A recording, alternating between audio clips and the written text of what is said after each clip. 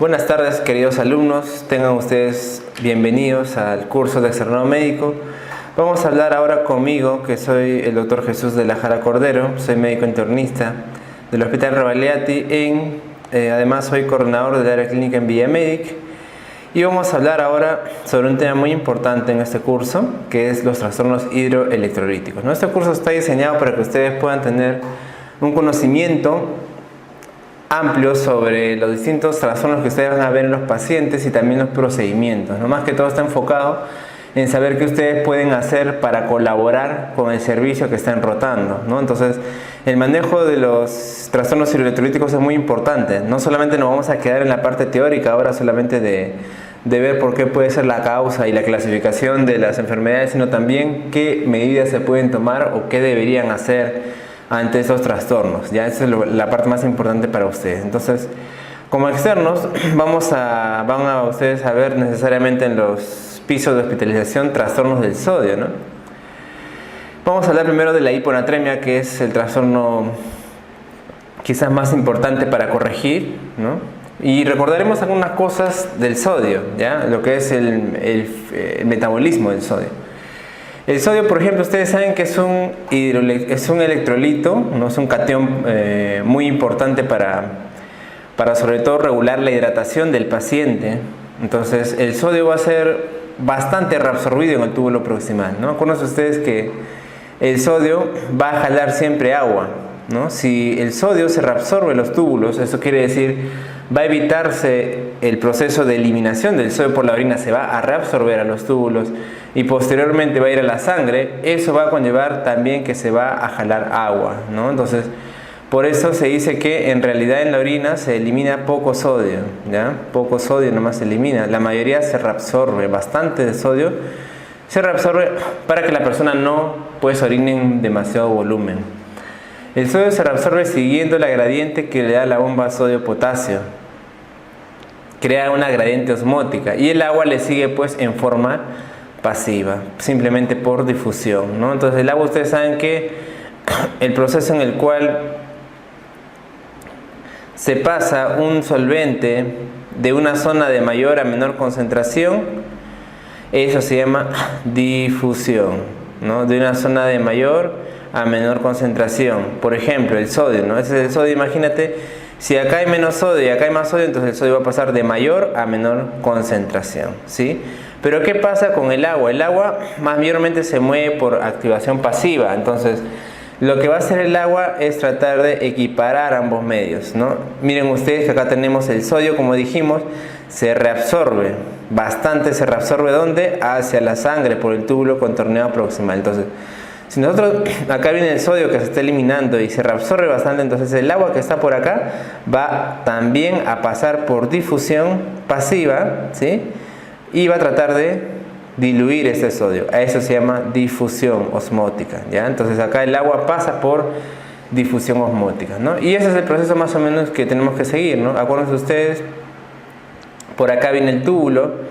Este es el túbulo proximal de la orina ya va a venir por acá y el sodio, como ustedes pueden ver acá, se va a reabsorber, El sodio se reabsorbe aquí y posteriormente el agua que va a venir también por acá tiene que seguir al sodio, el agua también va a ingresar. Este sodio de acá al ingresar va a ir hacia la sangre, Y en la sangre es donde va a volver a llenar los compartimentos vasculares. Este sodio entonces, en vez de ser eliminado, va a venir por aquí y va a ser reabsorbido hacia la sangre, Y el agua, por supuesto, también lo va a seguir.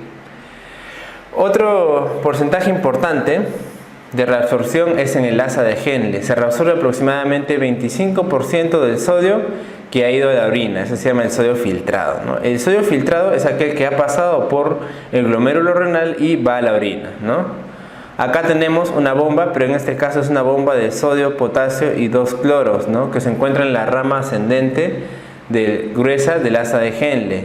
La gradiente aquí no es tan importante como en el túbulo contorneado proximal, Es un mecanismo de contracorriente que favorece la concentración y dilución de la orina. Acá ya estamos hablando de una bomba que maneja energía, Entonces, esta bomba puede tranquilamente movilizar el sodio en contra de la gradiente, por eso se llama mecanismo de contracorriente, ¿ya? Miren ustedes acá, Acá tenemos este es un resumen, acá tenemos el glomérulo. El glomérulo, como les digo, es la parte vascular en la cual pasa toda la sangre, listo para que vaya a la orina. Entonces, esto de acá se llama justamente filtración glomerular. Todo esto ya es orina. Sin embargo, parte de esta orina va a ser reabsorbida. Ya les he dicho que mucha parte de aquí va a ser reabsorbida tanto agua y sodio en el túbulo contorneado proximal. Y otra parte va a ser reabsorbida en esta parte, ¿no? Que es el asa de Henle en la rama ascendente. Aquí también va a haber una reabsorción de sodio. En el túbulo distal y colector se va a completar el 99% de la reabsorción del sodio filtrado. Miren ustedes entonces, de casi todo el sodio que ha sido filtrado o listo para eliminar en la orina, se va a reabsorber aproximadamente 99%, que es un montón, ¿ya? Por eso les digo que se filtra bastante en la sangre, pero al final casi todo el sodio y el agua se reabsorbe. Por eso la orina en verdad es un volumen mínimo, ¿ok? Entonces la reabsorción de agua en este nivel es irrelevante, pero sí a nivel de los túbulos colectores. O sea, túbulo distal sí es irrelevante, pero los colectores ahí sí, ¿no? Depende de la regulación hemodinámica necesaria. Complementa el mecanismo de contracorriente generada en el asa de Henle. ¿Ya? Entonces, esos son, digamos, esos sitios que hemos visto donde el sodio se reabsorbe. Ustedes me dirán, ¿para qué me sirve? Me sirve para saber dónde el sodio va a poder ser regulado, ¿sí? O sea, si yo quiero regular la hiponatremia, la hipernatremia, ¿dónde voy a poder yo hacer cambios?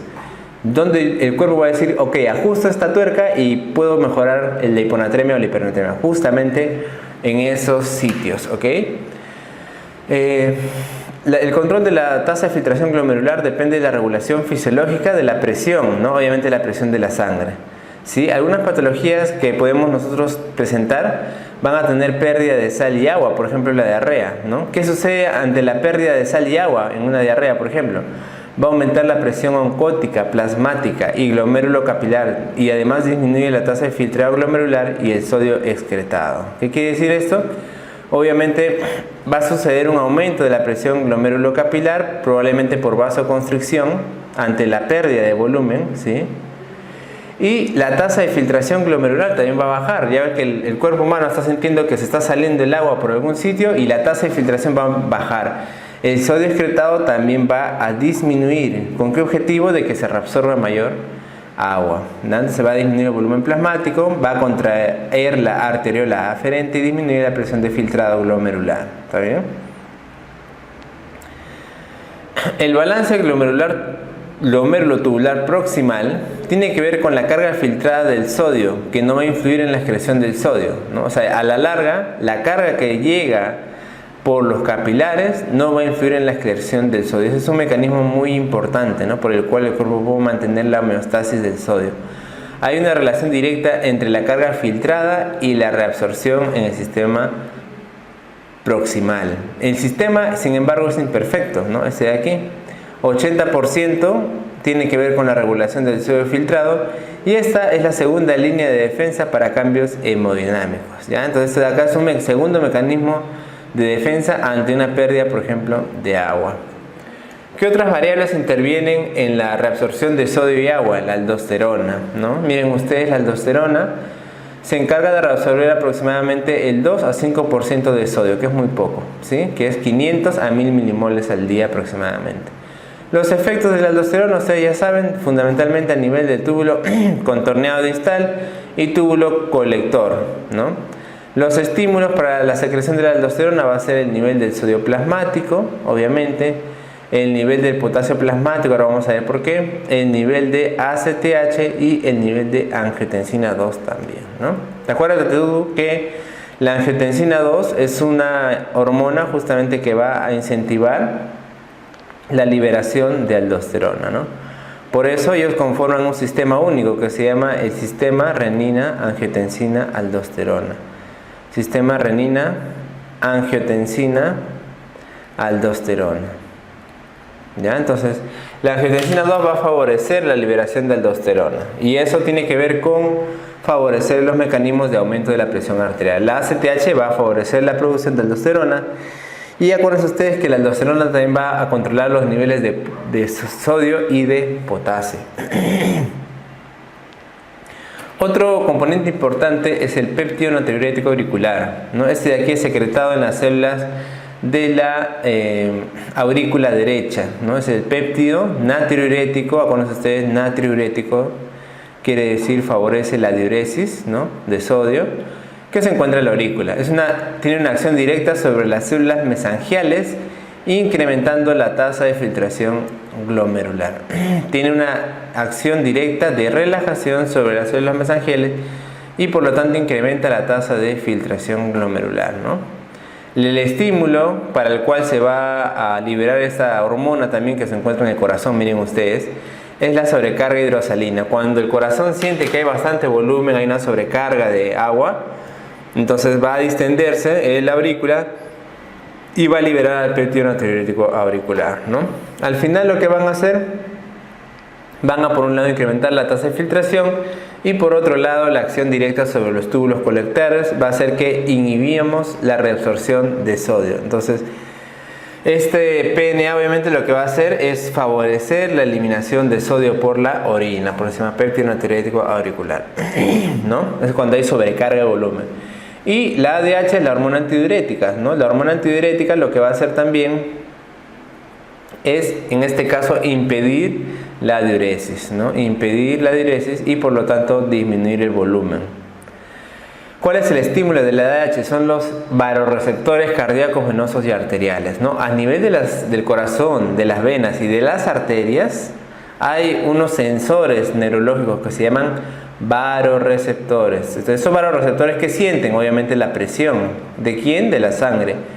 Si entonces el paciente tiene sobrecarga de volumen, los vasoreceptores que se encuentran en las venas o en las arterias van a sentir esa carga y van a decir, ok, ¿no?, voy a producir o no voy a producir hormona antidiurética, ¿no? En este caso, si yo, digamos, tengo una sensación de presión baja, por ejemplo, en un paciente que se está viniendo en diarrea, entonces baja el volumen y los vasoreceptores van a sentir poca presión, por lo tanto le van a decir a la ADH, créate más, porque la ADH lo que va a hacer es evitar la orina, ¿no?, para ahorrar mayor cantidad de volumen. Entonces el estímulo de vasoreceptores favorecen la producción de hormona antidiurética. ¿Qué más? La angiotensina 2 también puede actuar independiente de la concentración de sodio total. Este ADH no se suele, ¿no?, ceñir necesariamente al sodio, sino también al volumen.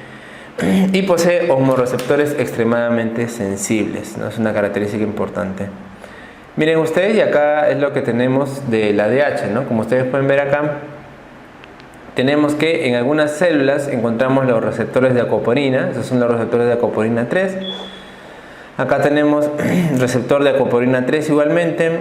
Ese es el famoso receptor de vasopresina, ¿sí? Ese es el receptor de vasopresina. Y acá está el nivel de hormona antidiurética, ¿no? De hormona antidiurética. ¿Qué pasa cuando hay bastante hormona antidiurética? ADH viene, se une a su receptor, en este caso el receptor B2, va a favorecer la activación del AMP cíclico y va a decir estos de aquí que las acoporinas de tipo 2 puedan venir a fusionarse y convertirse en acoporinas 3. Y la acoporina 3 lo que va a hacer que es reabsorber el agua, es la hormona antidiurética, va a reabsorber el agua, ¿no? Y esas acoporinas tienen esta disposición, una disposición tetraédrica, ¿no?, en el cual va a favorecer el pasaje del agua, ya solamente del agua, no del sodio, solamente del agua. Y en cuanto a la sed y el apetito de la sal, ese centro mediador se encuentra en el hipotálamo. El estímulo va a ser igualmente el volumen plasmático y la osmolaridad, ¿no?, la sequedad de boca y la garganta. Una persona que tiene, por ejemplo, una osmolaridad muy alta, ¿qué va a tener? Sed, ¿sí? Por eso nosotros, si consumimos gran cantidad de alimentos salados, canchita, por ejemplo, bastante salado, la osmolaridad de nuestro cuerpo, que tiene que ver con la concentración de iones sodio, sobre todo, va a elevarse. Por lo tanto, vamos a tener un estímulo de la sed a nivel del hipotálamo y vamos a querer tomar agua, ¿no? Igualmente también tiene que ver con la presencia de osmo y vasoreceptores que hemos hablado y la angiotensina 2, que tiene un efecto pequeño a nivel cerebral. Ahora, en cuanto a trastornos del sodio, entonces ya vamos a ahora hablar cuando la persona tiene niveles bajos o tiene niveles altos de sodio. ¿no? El sodio es uno de los elementos que define la osmolaridad o la tonicidad plasmática. Eso es algo importantísimo, ¿no? O sea, la osmolaridad, también le llamamos tonicidad plasmática, depende en gran parte del sodio. Y ahora vamos a ver una fórmula. La osmolaridad normal suele ser de 270 a 290 miliosmoles por mililitro. Este valor también tienen que recordarse. 270 a 290 miliosmoles por litro. La natremia normal, el nivel de sodio normal es de 135 hasta 145. De 135 hasta 145. Si ustedes se acuerdan, con un valor de 140 y le van 5 hacia abajo y 5 hacia arriba. ¿Ya? Esto de aquí es regulado por los mecanismos que ya hemos hablado, ¿no? Muy bien. ¿Qué tenemos que nosotros preguntar, digamos, ante un paciente que sospechemos o tengamos la evidencia de hiponatremia, ¿no? Por ejemplo, en algunos datos de la historia clínica, ¿no? Paciente que se ha estado hospitalizado, ha tenido algún tipo de trauma, algún tipo de cirugía, ¿no? Ha recibido quizás fluidos hipotónicos, ¿no? A veces se colocan a la vena fármacos, fluidos, por ejemplo, dextrosa o, por ejemplo, agua destilada, y no se le coloca la cantidad adecuada de sodio, por eso se le llama fluido hipotónico, ¿no? La historia médica, paciente que ha tenido quizás diarrea, ¿no? Que ha tenido de antecedentes, ha tenido vómitos, enfermedades como insuficiencia cardíaca, edema, disnea, diabetes, enfermedad renal, cirrosis, son todos estadios que pueden perjudicar el nivel del sodio. Uso de medicinas como diuréticos, ¿no? Los famosos YECA. Paciente con historias sociales, un alcohol quizás, es un potómano, ¿no? Aquel que bebe en cantidades incontrolables agua quizás, ¿no? O prueba algunos test que a veces son entre comillas naturales, pero son, digamos, diuréticos, ¿no? Que eliminan bastante orina. O la polidipsia psicógena. Son algunas de las cosas que tenemos que saber antes de hacer la historia, ¿no? Otra cosa que es importante recordar, porque lo vamos a utilizar en el cálculo, ¿no? A la hora de hacer las ecuaciones de corrección, es la distribución del agua corporal, ¿ya? Y como ustedes pueden ver ahí, el porcentaje del peso corporal es 60%, ¿no? En este caso el varón es 60% agua, ¿ya? En la mujer el porcentaje del peso corporal del agua es 50%. Acuérdense ustedes que ya tienen bastante cantidad de grasa, por lo tanto el agua es 50%, ¿ya? Y ya como ustedes saben también, el líquido intracelular con el extracelular en cuanto al componente del agua se relaciona aproximadamente de 2 a 1, ¿no? La relación aproximadamente es de 2 a 1, ¿no? Entonces, líquido intracelular como 40, líquido extracelular como 20, ¿no? Y del líquido extracelular igualmente tenemos una proporción del agua del plasma que es 4 puede ser, y el agua intersticial más o menos 16, ¿no? Que debería ser una relación aproximadamente de 1 a 4. Esas son más o menos las distribuciones del agua corporal que me va a servir ahora para poder hacer algunos cálculos, ya que el sodio depende bastante del agua, ¿no? Doctor, ¿cómo voy a ver un paciente ahora con hiponatremia, ¿no? ¿Qué características vamos a tener? Esto en verdad, digamos que tenemos este cuadro en el cual me representa más o menos los niveles de sodio y las alteraciones que podemos ver. Sin embargo, esto no siempre es así, ¿no? Porque depende bastante de la instalación del cuadro, ¿no? Puede ser, por ejemplo, una persona que tenga sodio 132 y ya esté con grandes síntomas. Imagínense ustedes, con náuseas, vómitos, somnolencia, ¿no? O puede ser una persona que tenga el nivel 120 y todavía esté acá, solamente tenga cefalea e irritabilidad. ¿Eso de qué depende? Depende de la velocidad de instauración de la hiponatremia, ¿no? Si quizás es un paciente que tiene sodio bajo desde hace mucho tiempo y poco a poco está disminuyendo el nivel, entonces quizás puede tener síntomas menos floridos y viceversa, ¿no? Si es un paciente que tiene de repente una hiponatremia brusca, puede ser que con sodio bajo, sodio no tan bajo, perdón, tenga síntomas ya perjudiciales. Pero en general eso ocurre en casos, como les digo, pues extremos, ¿no? En general ustedes tienen que recordar estos valores más o menos para darse una idea, que los síntomas leves suelen ocurrir cuando el sodio está entre 130 y 135. ¿Qué alteraciones vamos a ver? Podemos empezar con un déficit de la atención, la memoria, depresión, irritabilidad o una leve cefalea, ¿no? Síntomas moderados, cuando el sodio está de 120 a 130, ya puede tener náuseas, vómitos, confusión, desorientación, somnolencia, ya el paciente no responde mucho o piensa lento, bradisiquia. Y síntomas graves ya con sodio menos de 120, que se considera generalmente una hiponatremia grave, menos de 120, puede haber estupor, el paciente no responde ni al dolor casi, convulsiones, coma e incluso depresión respiratoria. Esos son síntomas de hiponatremia severa. Y esta fórmula nos sirve bastante para calcular la osmolaridad plasmática. ¿Se acuerdan cuando habíamos hablado de los valores normales de 270 a 290? ¿De dónde sale esta osmolaridad, no? Uno sale en el AGA, o sea, ustedes cuando toman un AGA, análisis de gases arteriales, lo van a tener ahí. Ya, otra manera obviamente es haciendo la fórmula que es esta que acá, la tenemos. Multiplicamos 2 por el nivel del sodio más la glucosa sobre 18 y a eso le sumamos en algunos casos el boom entre 2.8. ¿Ya? Esto de acá en verdad no se suele hacer porque se ha denominado a esta fórmula osmolaridad efectiva. ¿Ya?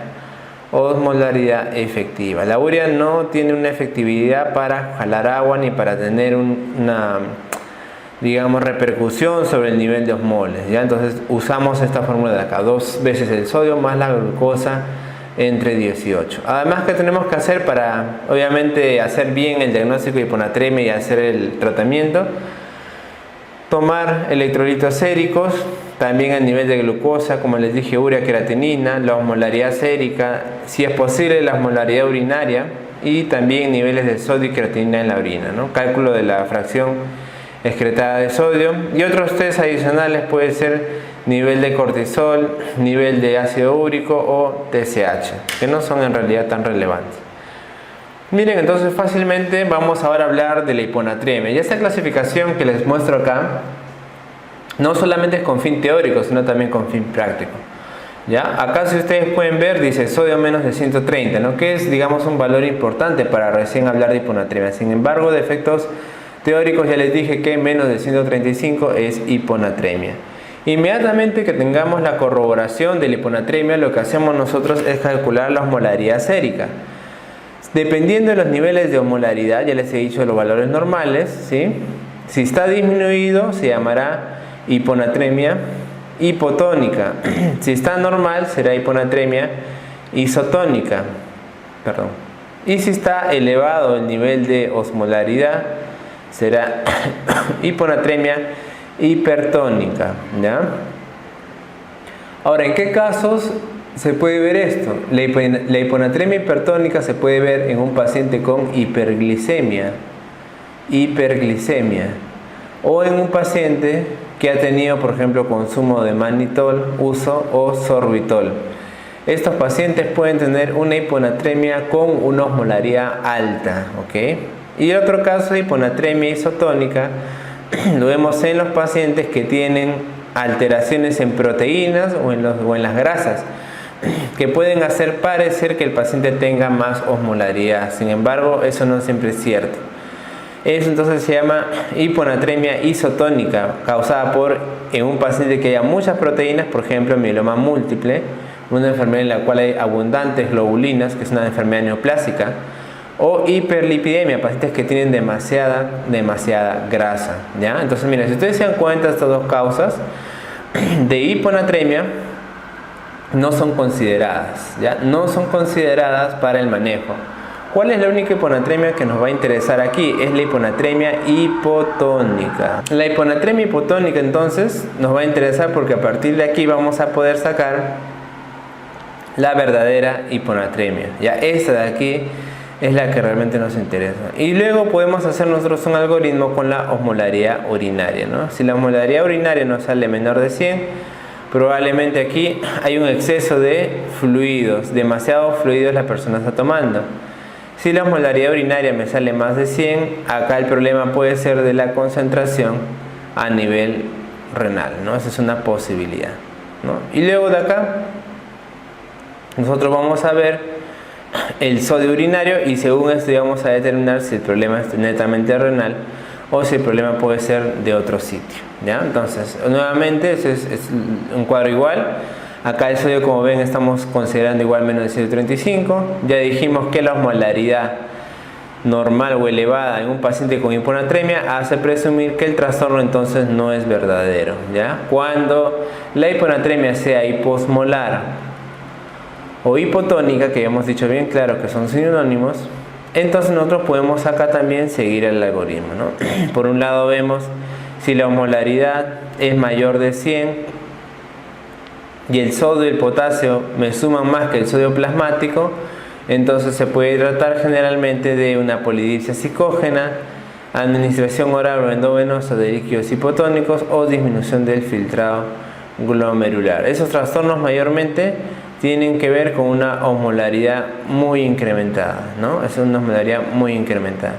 En el caso contrario, nosotros tenemos la hiponatremia entonces hipotónica. Vamos a estimar el volumen extracelular. Estimamos el volumen extracelular, ¿ya? Si el volumen extracelular me sale muy alto, entonces la persona va a tener una hiponatremia hipervolémica.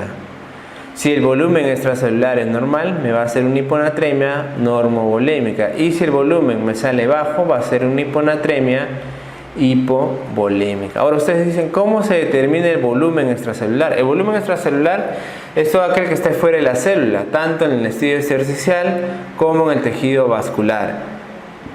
Esta clasificación es meramente clínica, ¿ya? Al ojo, por decirlo así. Solamente vamos a ver el estado de hidratación del paciente. Si vemos a un paciente, por ejemplo, que tiene mucho volumen, tiene edema, ¿sí? Tiene congestión pulmonar, entonces la causa probablemente sea una de estas, ¿no? Insuficiencia cardíaca, cirrosis, síndrome nefrótico o insuficiencia renal. Ese es un ejemplo de una hiponatremia hipervolémica. El contrario es una hiponatremia hipovolémica, ¿ya?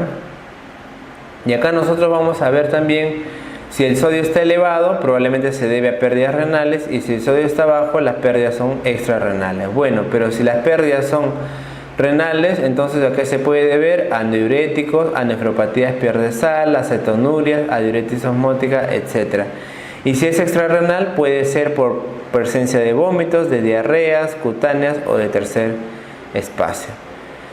Y si la hiponatremia es normovolémica, un paciente que no está ni sobrehidratado ni deshidratado, entonces una causa muy importante es el síndrome de secreción inapropiada de hormona antidiurética, el famoso SIHAT, ¿no? También hipotiroidismo, insuficiencia suprarrenal o hipocortisolismo. Si ustedes se dan cuenta, entonces ustedes tienen que hacer esta clasificación no solamente para saber quizás la causa, sino también para el tratamiento de la hiponatremia. Entonces, primero que hago una hiponatremia, veo si la osmolaridad está baja, disminuida o normal. Si está alta o normal, eso de ahí no es hiponatremia y no se trata. Si la osmolaridad está disminuida, eso de ahí es una verdadera hiponatremia. Luego de eso vamos a ver el volumen. Si vemos al paciente congestionado con edemas, probablemente se trate de una hiponatremia hipervolémica. Si el paciente está normal, es una normovolémica, y si el paciente está con un poco volumen o deshidratado, es una hiponatremia hipovolémica, ¿no? Cabe resaltar que obviamente todas estas hiponatremias son hipotónicas, ¿no? Por lo tanto, su correcto nombre sería, pues, ¿no? El SIHAT es una hiponatremia hipotónica normovolémica, ¿no? La hiponatremia ocasionada por diarrea será una hiponatremia hipotónica hipovolémica. Muy bien, acá tenemos algunas causas de hiponatremia hipotónica, obviamente, hipovolémica, también llamada deplecional, ¿no? Acá tenemos las pérdidas extrarrenales de sodio, puede ser mediante los vómitos, las diarreas, ¿no? Obstrucción intestinal por pancreatitis, etc. La ocasionada por problema renal, paciente con diuréticos, ¿no? Paciente con nefropatía perdedora de sal, deficiencia mineralocorticoide, ya sea autoinmune, ya sea por un problema de las adrenales o por una infección, como por ejemplo la tuberculosa. La deficiencia de mineralocorticoides también puede generar una hiponatremia hipovolémica, ¿no? ¿Cuáles son las causas de hiponatremia euvolémica o hipervolémica? En la euvolémica ya hablamos del SIHAT, ¿no? El síndrome de secreción inapropiada de hormona antidiurética se produce justamente cuando la hormona antidiurética es producida en demasiada cantidad. Es secreción inapropiada. Cuando hay demasiada hormona antidiurética, ¿qué va a pasar entonces?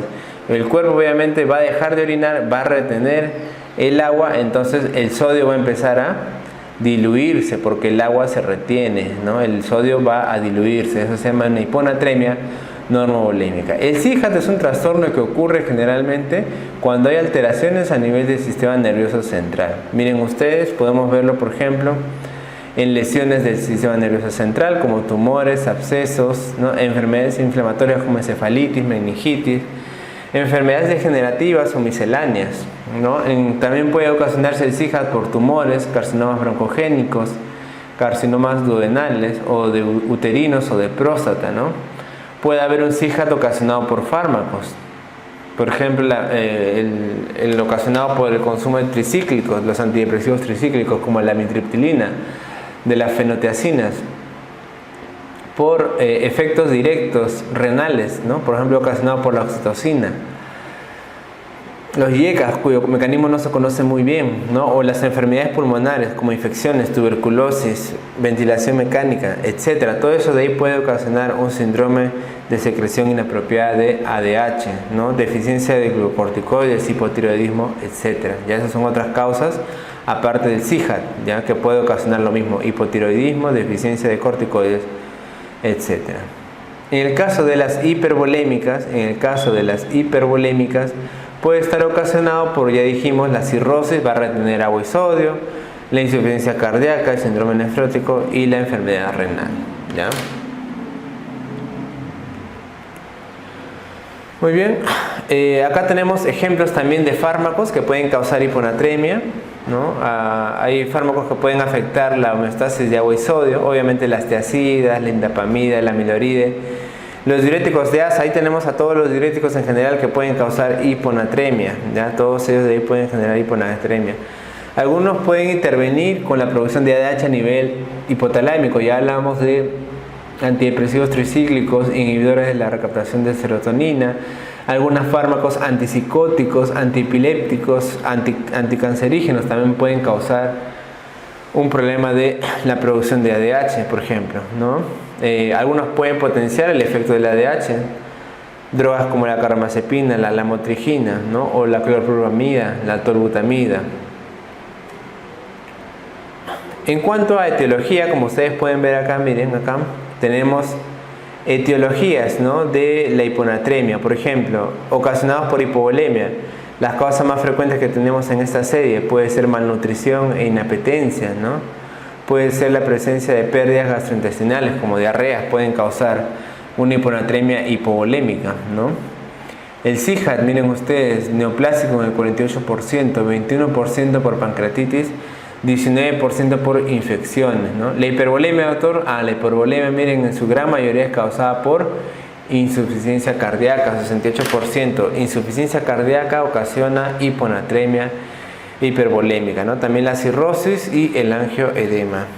Y acá tenemos esta fórmula que me habla del cambio del sodio en el plasma, ¿no? Esta fórmula me va a indicar el cambio de sodio que va a haber en la sangre si utilizo 1 litro de esta infusión, 1 litro de esta infusión, ¿ya?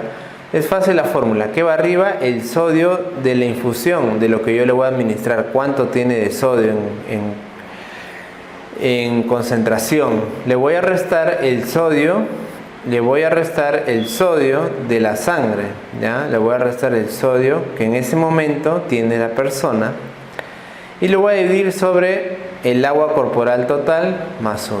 Para obtener el agua corporal total voy a multiplicar el peso del paciente por un factor de corrección, ¿ya? En varones es por 0.5 y en mujeres es por 0.45. Si yo tengo un varón que me pesa 80 kilogramos, el agua corporal total sería 80 por 0.5, 40, ¿ya? Así. Muy bien, y para calcular el nivel de sodio que va a tener cada solución, acá les presento esta tablita en la cual nosotros utilizamos la solución del 3% cuando el paciente está generalmente grave. ¿Cuántos miliequivalentes tiene esto? Tiene 513 miliequivalentes, ¿ya? 513 miliequivalentes. ¿Cuánto de sodio tiene la solución normal, que es esta? 0.9%, 0.9%, también se le puede decir 9 por mil, ¿ya? Esta solución contiene 154 miliequivalentes en 1 litro. Y la solución del 0.45% es la solución al medio normal. Obviamente va a tener la mitad de sodio, ¿no? Que es 77. Doctor, si yo utilizo la dextrosa al 5% y no le pongo ninguna ampolla de sodio, ¿cuánto tiene de sodio eso? Obviamente 0. Es que ten mucho cuidado por eso. Ya nunca se administra la dextrosa solita, ¿no? Muy bien, entonces acá tenemos la clínica que habíamos ya referido. Habíamos dicho que los niveles de sodio menor de 120 se consideran generalmente graves, ¿sí? Entonces acá vamos a tener síntomas moderados como náuseas, vómitos, desorientación, somnolencia y confusión. Y en los casos graves podemos tener estupor, coma, convulsiones o distrés respiratorio incluso, ¿no? En los casos leves, generalmente mayor o igual a 120, vamos a tener cefalea, déficit de atención, alteraciones de la memoria, alteración de la marcha y también bradisiquia, ¿no? Por ejemplo. Ya, entonces miren ustedes, acá tenemos también un algoritmo muy bueno, donde me dice, si yo tengo un paciente con hiponatremia con síntomas moderados graves o es agudo, voy a utilizar el suero salino al 3%. Voy a utilizar el suero salino al 3%, ¿no? ¿Cuánto? Aproximadamente 0.5 a 2 cc por kilo por hora según la severidad de los síntomas, ¿ya? Si el paciente es cardiópata, le agrego furosemida. Revalúo cada 2 a 4 horas el valor del sodio, ¿sí? Si los síntomas son leves, incremento el sodio de 2 a 8 milequivalentes en 4 a 6 horas. Ese sería lo esperable. Si el incremento del sodio con esto es menor de 1, aumento la velocidad de perfusión y revalúo, ¿sí? Si el incremento se me pasa mayor de 6 en 2 horas o mayor de 8 en 4 horas de milequivalentes, suspendo el suero salino hipertónico y valoro la glucosa al 5% o el uso de desmopresina. ¿Qué quiere decir esto entonces? Que si yo le aplico al paciente hipertónico, si yo me quedo muy corto, le aumento la velocidad de infusión. Si me quedo muy largo, le suspendo el suero salino. Muy bien. Si el paciente, en cambio, es un paciente con hiponatremia, con síntomas leves, moderados, o tiene una clínica crónica, es un cuadro que se ha instalado en más de 2 días, una opción es el uso de restricción hídrica de 500 a 1000 cc por día, u otra opción es el uso de tolvaptan, 15 miligramos por día. Esto de aquí es un fármaco nuevo que va a ayudar a incrementar los niveles de sodio, ¿sí? Si evalúo las 24 o las 48 horas, tengo que ver si me ha incrementado mayor o igual a 4 el sodio en 48 horas. Si incrementó, entonces continúo con la restricción hídrica, y si no, puedo utilizar algún tipo de baptano. Entonces, ¿qué tengo que hacer para no pasarme del nivel del sodio? No modificar más de 1 miliequivalente por litro por hora en casos agudos y no modificar más de 0.5 miliequivalentes de sodio por litro por hora en casos subagudos. Al día no debo modificar, no me debo pasar más de 8 a 10 miliequivalentes por litro de sodio al día. No modificar el sodio más de 8 a 10 miliequivalentes por litro diario por el riesgo de un cuadro que se denomina mielinolisis pontina. ¿Ya? Si yo, por ejemplo, corrijo a un paciente que tenía sodio 125 en un día y lo llevo hasta 140, acá me estoy excediendo el nivel de sodio permitido en el día. Por lo tanto, puedo generar un cuadro que se llama mielinolisis pontina. Esto algunas veces ha venido en los exámenes, ¿ya? El aporte de los requerimientos basales de agua y electrolitos deben hacerse por otra vía, independientemente del volumen del fluido hipertónico o hipotónico necesario para la corrección del sodio. Tenemos que tener 2 vías periféricas permeables para poder hacer la corrección ideal, ¿ya? Muy bien, entonces como ustedes pueden ver acá, nosotros tenemos que corregir el sodio, que está muy bajo, y utilizar una solución de diferente concentración. Si ustedes veían acá, en este cuadro, ¿sí? Acá me decía, si el paciente tiene síntomas moderados graves o es agudo la progresión, tengo que corregirle con sodio al 3%, ¿ya? Y si no, le hago restricción hídrica. ¿Cómo prepara entonces el cloruro de sodio al 3%? ¿Ya? Como ustedes pueden ver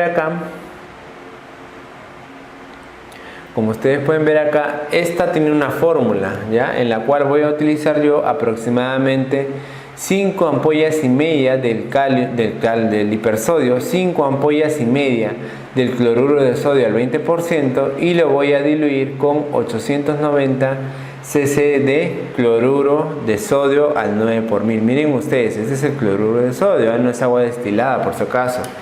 Cloruro de sodio al 9 por mil, que es la solución estándar de cloruro de sodio, le voy a agregar 5 y media ampollas de hipersodio, que es el cloruro a un porcentaje mucho mayor, ya no 0.9% sino 20%. Si yo hago esta mezcla como dice acá, voy a obtener una solución que tiene 3% de cloruro de sodio, ¿ya? En algunos países existe desde luego el cloruro ya preparado al 3%, sin embargo aquí no, entonces nosotros tenemos que hacer eso. Y ustedes pueden darse cuenta en este gráfico que pueden ustedes combinar las ampollas que ustedes desean. Pueden ponerle 1, 2, 3, 4, 5 y siempre va a haber un resultado que me va a indicar la cantidad de milimoles o mil equivalentes de sodio que ustedes le están dando al paciente. Acuérdense ustedes que en la formulita teníamos que saber cuánto era la concentración de sodio en esta solución, ¿no? Y acá tenemos las más importantes que ya hemos hablado. Muy bien, y vamos ahora entonces ya con un ejemplo práctico a ver cómo se hace. Miren, tenemos un varón de 58 años que tiene cáncer de pulmón, pesa 60 kilos. Al examen tiene confusión y letargia, ojo, y está euvolémico. El sodio me sale 108, el potasio 3.9, la urea 5. La osmolaridad sérica me sale 220, obviamente está muy baja, menos de 270. Y de urinaria me sale 600. ¿Cómo hago, doctor, entonces para corregir el sodio, ¿no? Primero tenemos que preguntarnos, ¿el sodio está menor de 120? ¿Es una hiponatremia grave? Sí. ¿El sodio ha sido instalado agudo crónico? No lo sabemos. Bueno, entonces vamos a utilizar la solución del cloruro de sodio al 3%. La preparamos como ya dijimos, ¿no? Utilizamos 5 y media ampollas de hipersodio de cloruro de sodio al 20% y lo combinamos con 890 cc de cloruro al 9 por mil. Una vez que tenemos la solución del 3%, vamos a ver cuánto le vamos a dar. Y si ustedes se dan cuenta, aplicamos la fórmula. Aquí me va el sodio de la infusión. ¿Cuánto es el sodio de la infusión del cloruro al 3%? 513. Le resto el sodio sérico. ¿Cuánto tiene el paciente de sodio? 108. Abajo le pongo el agua corporal total. En este caso es un varón de 60 años y lo voy a multiplicar por el factor de corrección y a eso le voy a sumar 1, ¿ya? Haciendo el cálculo me sale 10.9 milimoles por litro de sodio sérico. ¿Esto qué me quiere decir? Lo que dijimos, que por un litro de solución de sodio al 33%, el paciente va a aumentar 10.9 milimoles por litro o 1000 equivalentes por litro. Muy bien, eso es lo que me quiere indicar, ¿ya? Entonces, una vez que hago esto, yo digo, bueno, si yo quiero, por ejemplo, no quiero que aumente en las primeras 12 horas 10.9, sino 5, ¿cuánto de volumen debería pasarle? Me sale al hacer la regla de 3, 458. ¿Qué voy a hacer? 458 centímetros cúbicos lo divido entre 12 para saber cuánto pasa por hora. Me sale 38 cc por hora. ¿Cómo voy a poner en la fórmula?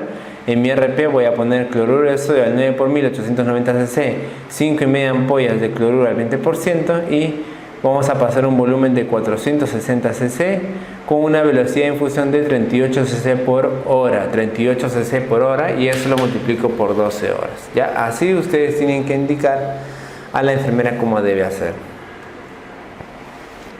Muy bien, el siguiente me dice, varón de 56 años que familia lo trae porque no despierta.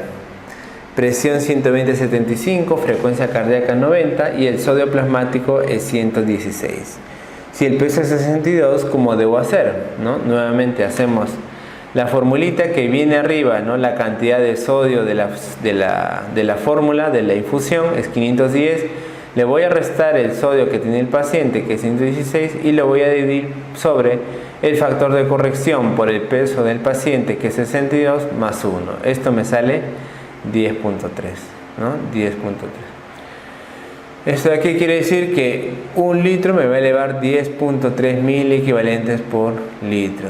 10.3 mil equivalentes por litro. ¿Ya? Entonces hay una regla que me dice, mira, tú de frente puedes decir que vas a utilizar 0.5 a 1 miliequivalente por hora por 3 a 4 horas, ¿no? 0.5 a 1 miliequivalente por hora por 3 a 4 horas. Yo digo, si 1 litro me sube 10.3, ¿cuánto tengo que pasarle para que me suba 4 miliequivalentes aproximadamente, por ejemplo, ¿no? Entonces hago la regla de 3 simple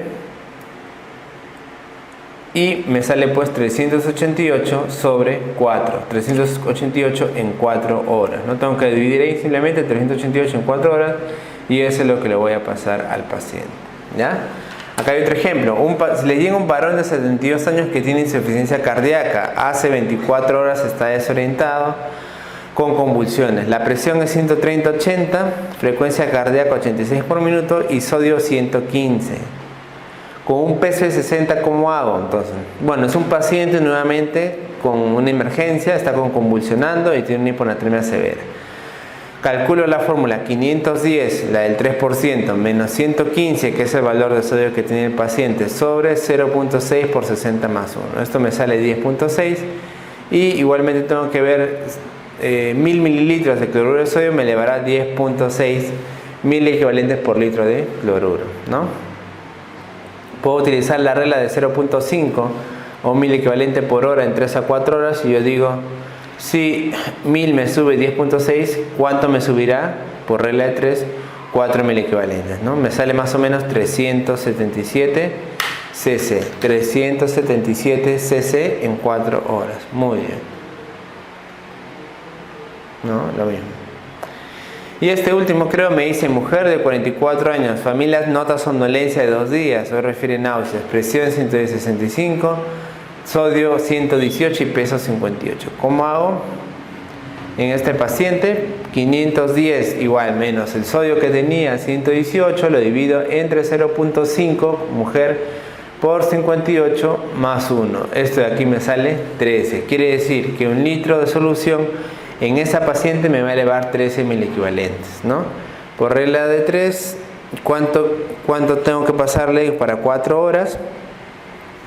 Me sale 4 miliequivalentes, y entonces yo digo cuánto me tiene que salir, ¿no? Por ejemplo, en este caso, yo voy a calcular solamente con 2. Entonces, si 1000 me sube 13, 2, ¿cuánto me subirá? 153 mililitros. 153 mililitros. Muy bien, entonces los 153 lo voy a pasar en 2 horas, quedamos, ¿no? En 2 horas. Muy bien, entonces esa es la fórmula, digamos, más rápida de corregir el sodio en paciente que está grave, ¿ya? Lo que hacemos nosotros, simplemente preparamos la fórmula del 3% y tenemos que controlar el sodio cada rato para que no se nos pase, ¿ya? Si ya saben ustedes que si se pasa de 10 miliequivalentes en un día, de haber subido el sodio 10 miliequivalentes, podemos ocasionar una mielinólisis pontina, ¿ok? Es un problema eso de ahí. En cuanto a la vasopresina, los receptores de vasopresina, acá tenemos el receptor beta 1A, por ejemplo, que se encuentra en el músculo liso vascular, en las plaquetas y en el hígado, ¿no? El efecto fisiológico es que va a realizar vasoconstricción, agregación y gluconeogénesis. Los receptores beta 1B se encuentran en la hipófisis anterior, incrementan también el calcio intracelular y van a estimular en la liberación de ACTH. El receptor beta 2, B2, se encuentra en las células principales del conducto colector renal. Esos son los que nos interesan, ¿no? Los estímulos son incrementados en este caso por diversos estímulos cambiantes del sodio y de la presión, y lo que van a hacer al final es modificar los canales de aquaporinas en la membrana apical, ¿no?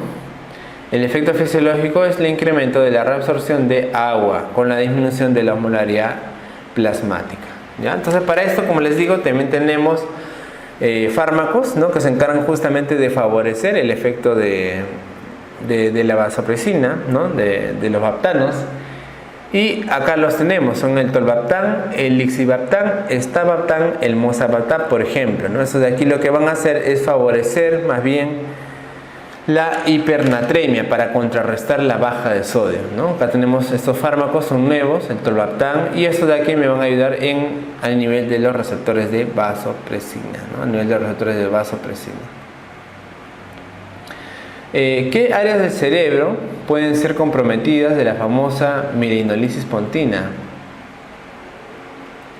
¿No? Como ustedes pueden ver acá, por frecuencia tenemos el puente, ¿no? El puente es el que más se afecta de mielinolisis pontina, ¿no? Justamente por eso, mielinolisis pontina.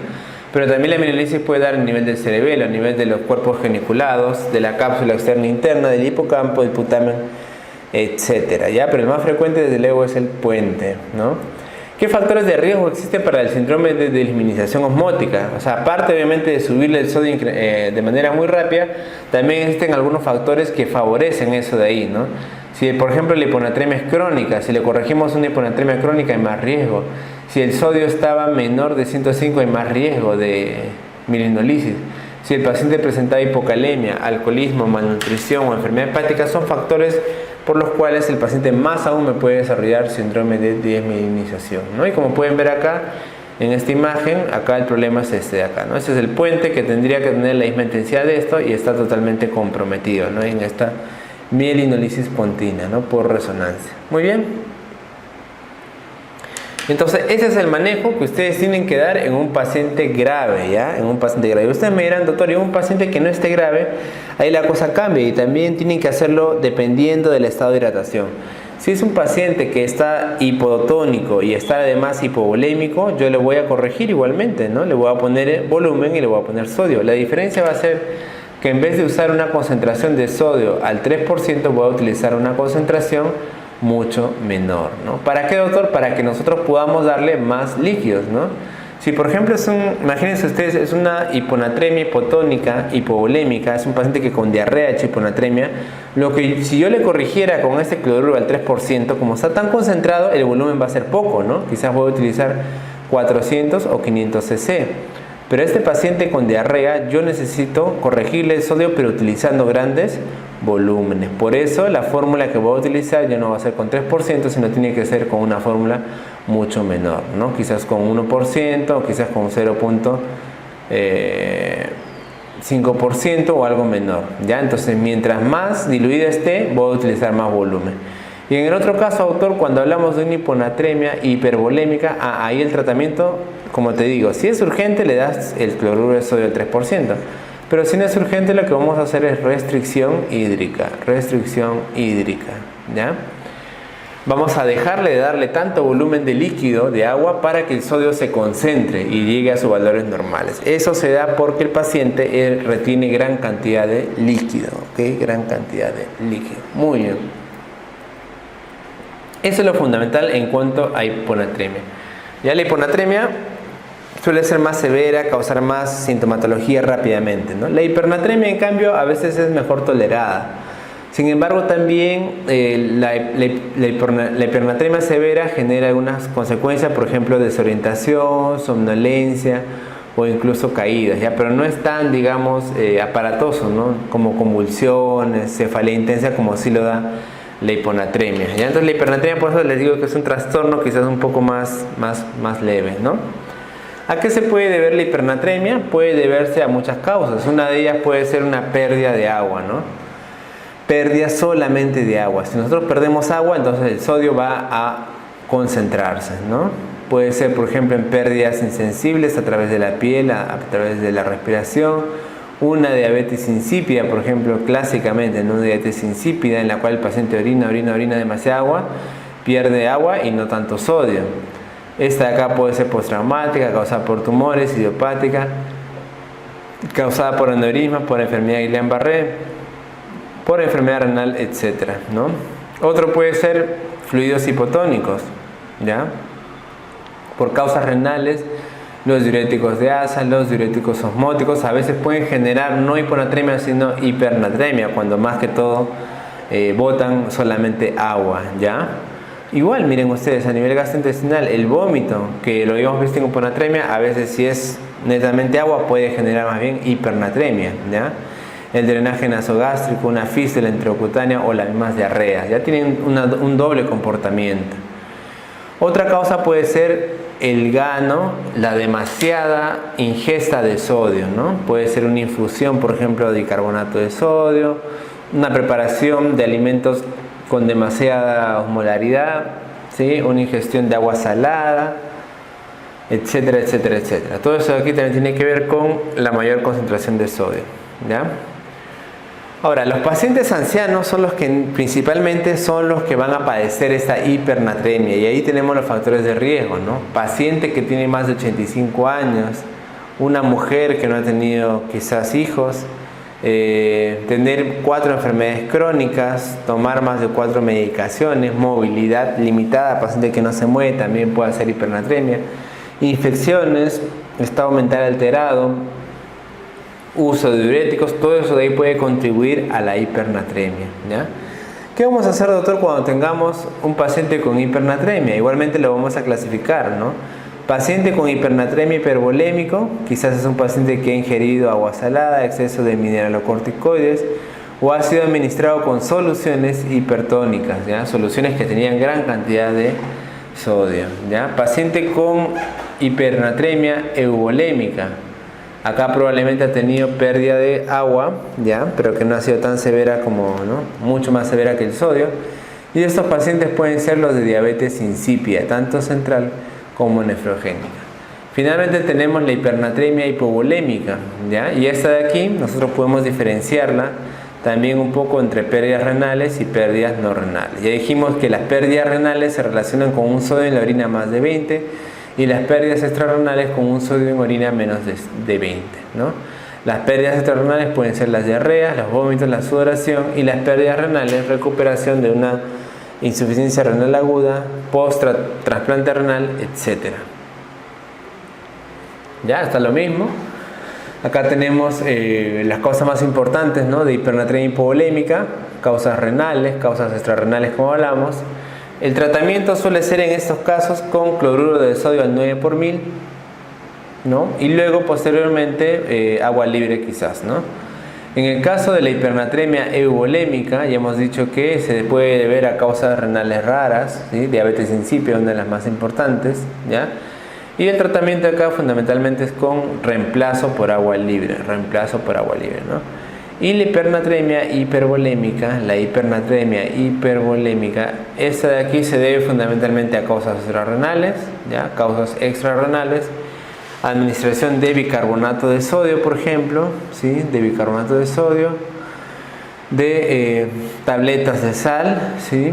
Lo que es la nutrición artificial, son factores que pueden incrementar el volumen y a la vez el sodio, ¿ya? En este caso lo indicado sería utilizar diuréticos de asa como la furosemida, que va a permitir la diuresis, la orina y también la expulsión de sodio. Si el paciente persiste mal y no puede controlar, estaría indicado hacer la hemodiálisis. Y ustedes me dirán cuál sería la fórmula para poder hacer la corrección. La misma, ¿ya? Igual la misma. La fórmula es la misma, solo que en vez de poner acá el sodio en la infusión 3, por ejemplo, vamos a poner un valor muy bajo, como puede ser 0.9 o 0.8%, ¿ya? ¿Por qué se debe esto? Porque el paciente en este caso, nosotros necesitamos utilizar una infusión que tenga bajo sodio. A esto le vamos a restar el sodio que encontramos en la sangre y lo vamos a dividir igualmente entre 1 más el agua corporal total, ya así de esta manera se saca. Igualmente vamos a obtener la cantidad de sodio que va a variar en 1 litro de la disolución. Esto obviamente va a ser negativo, ¿no? Obviamente, entonces si me sale por ejemplo menos 5 mil equivalentes, ¿qué quiere decir? Que cada litro que pasa va a bajar el sodio 5. E igualmente también debemos tener, digamos, algunas atingencias, ¿no? Otra fórmula que se solía utilizar es esta de aquí, es el cálculo del déficit de agua, ¿no? Para ello se multiplicaba 0.6 por el peso del paciente por el sodio actual sobre el sodio deseado menos 1, ¿no? Al volumen calculado debemos añadir las pérdidas insensibles, ¿no? Por ejemplo, 1 litro por día en caso de fiebre más del 38, quemaduras extensas, y idealmente no debemos administrar más del 50% del déficit calculado de 24 horas, pues no debemos disminuir la osmolaridad a una velocidad más de 1 a 2 mil equivalentes por litro, ¿okay? Esa es otra fórmula también de sacar aproximadamente el valor que el paciente necesita. Vamos a hacer el cálculo, por ejemplo, vamos a poner 0.6 de peso que sea 60, imagínate que el sodio actual es 170, y el sodio de sodio es 140, ¿ya? Imagínate, menos 1. Esto ponte que me salga 1.2 menos 1, 0.2 por 60, me sale 12. 12 por 0.6 me sale 7.2. Entonces 7.2 litros sería el cálculo del déficit de agua. Como dice la tingencia, en un día tienes que corregir la mitad, 3.6 litros. Y esos 3.6 litros los puedes administrar por vía endovenosa o en todo caso por agua libre en sonda nasogástrica, ¿no? Al paciente le ponemos su sonda nasogástrica y le colocamos 1 litro, 2 litros, 3 litros de agua libre, y de esa manera también podemos corregir el nivel del sodio, ¿ya? Entonces, de esta manera, como ustedes han visto, esta fórmula que salió en el New England Journal es la que se utiliza más que todo para poder corregir los niveles de sodio, ¿ya? Para corregir los niveles de sodio. Muy bien. Vamos a ver los trastornos del potasio, ¿ya? Entonces, así como el sodio correspondía a bastante alteración a nivel neurológico, el potasio tiene que ver, como ustedes saben, es un catión importante en cuanto a la despolarización de tejidos excitables, como puede ser el sistema nervioso central, pero sobre todo el corazón y el músculo estriado. Entonces, a nivel de los trastornos del potasio vamos a ver alteraciones no tanto en el sistema nervioso central, sino más bien en el corazón, ¿ya? Igualmente, acá tenemos que los trastornos de hipocalemia, tanto y de hipercalemia, ¿ya? La hipocalemia suele ser la más peligrosa. Tenemos que recordar un poco de fisiología aquí y recordar que, por ejemplo, el potasio tiene muchas, múltiples fuentes, ¿no? En este caso tenemos la ingesta, más o menos 100 miliequivalentes por día. Miren ustedes la cantidad de potasio que se encuentra también en el hematíe, ¿no? 250 miliequivalentes. En el músculo, miren ustedes la cantidad, 2635 es el mayor reservorio quizás de potasio. En el hueso también, en el hígado 250, ¿no? Y en la parte de la eliminación, ¿sí? Tenemos que se elimina fundamentalmente en el riñón y también en las heces, 5 a 10 miliequivalentes por día y 90 a 95 miliequivalentes por día en la orina. Entonces esa es la distribución aproximadamente del potasio, ¿ya? Para hacer, así como revisamos, ¿se acuerdan ustedes? Mecanismos de compensación, de regulación del sodio. El potasio también tiene sus mecanismos, ¿no? Y tiene un poco más diverso. Por un lado tiene la insulina. La insulina lo que va a hacer es favorecer la entrada del potasio que se encuentra en la sangre hacia el músculo. Por eso se llama, la insulina favorece la captación intracelular del potasio, ¿no? O sea, va a favorecer que el potasio se meta a la célula, en este caso al músculo, ¿ya? Asimismo también los receptores beta adrenérgicos, que dependen de las catecolaminas como la adrenalina llamada epinefrina, va a favorecer también el ingreso del potasio a la célula, ¿ya? Ese es otro mecanismo de compensación. Y por otro lado tenemos la aldosterona, ¿ya? La aldosterona, lo que va a hacer la aldosterona es eliminar un potasio y reabsorber un sodio, ¿ya? Acuérdense ustedes que la aldosterona lo que hacía era absorber sodio para jalar agua, pero a la vez elimina potasio. Entonces, a nivel de los túbulos contorneados distales o corticales también, ambos en verdad, la aldosterona actúa y va a eliminar el potasio. Entonces, estos, digamos, mecanismos de control tenemos para poder jugar con los valores de potasio. Por un lado, el estado ácido-base, ¿ya?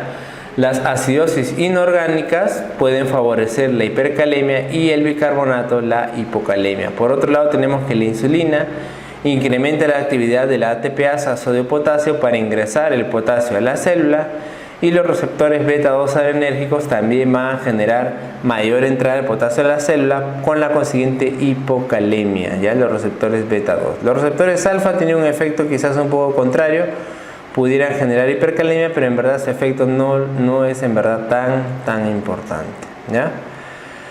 Ya ustedes saben que la aldosterona me va a generar hipocalemia, y estado más bien de hipoaldosteronismo me va a generar hipercalemia, ¿no? La hipertonicidad, asimismo, la hipertonicidad del cuerpo puede generar mayor destrucción y por lo tanto de células musculares, y por lo tanto mayor cantidad de potasio, ¿ya? Entonces más o menos así es el balance interno del potasio. Ahora, el potasio cómo se comporta a nivel de los túbulos, ¿no? La carga filtrada aproximadamente, o sea, la cantidad de potasio que va hacia el glomérulo es de 600 miliequivalentes, ¿no? De estos, en el túbulo contorneado proximal se van a reabsorber 50%, en la rama gruesa del asa de Henle 40% y en el tubo colector más 5%, ¿no? De lo cual la excreción urinaria va a ser aproximadamente el 15% del potasio que ha pasado, ¿ya? Entonces miren ustedes, en el túbulo contorneado proximal, acá tenemos la luz tubular, acá tenemos el epitelio del túbulo contorneado proximal, acá vienen algunas sustancias como la glucosa, el cloro, calcio que están por aquí y que pueden favorecer la entrada de potasio, ¿ya? Entonces acá se puede reabsorber el sodio y se va a reabsorber el potasio, ¿ya? Por otro lado tenemos acá una bombita que depende de ATP, que está ligada al epitelio con relación al capilar, que va a reabsorber sodio y en este caso va a tratar de empujar el potasio que se está reabsorbiendo, ¿ya? Y por otro lado tenemos otras bombas que están al nivel del túbulo contorneado proximal que manejan los ácidos y bases orgánicas, ¿no? Permitiendo un equilibrio del potasio y también del sodio, ¿no? La reabsorción de soluto, ¿cómo es en la rama gruesa del asa de Henle? Acá tenemos nosotros al sodio, que va a ser reabsorbido, como ustedes saben, con el cloro y el potasio. Ese es a nivel del túbulo del asa de Henle. Y por otro lado tenemos que el sodio va a ser, esa es la bomba de sodio potasio ATPasa que está en el lumen. Esta bomba lo que va a hacer es seguir con la absorción del sodio, pero va a introducir, en este caso, dos potasios. Va a introducir dos potasios, ¿no? Ya saben ustedes que esto también va a ser favorecido de un lado u otro por la aldosterona. Entonces la hipocalemia nosotros que vamos a estudiar, vamos a referirnos cuando los niveles de sodio están por debajo de 3.5, ¿ya?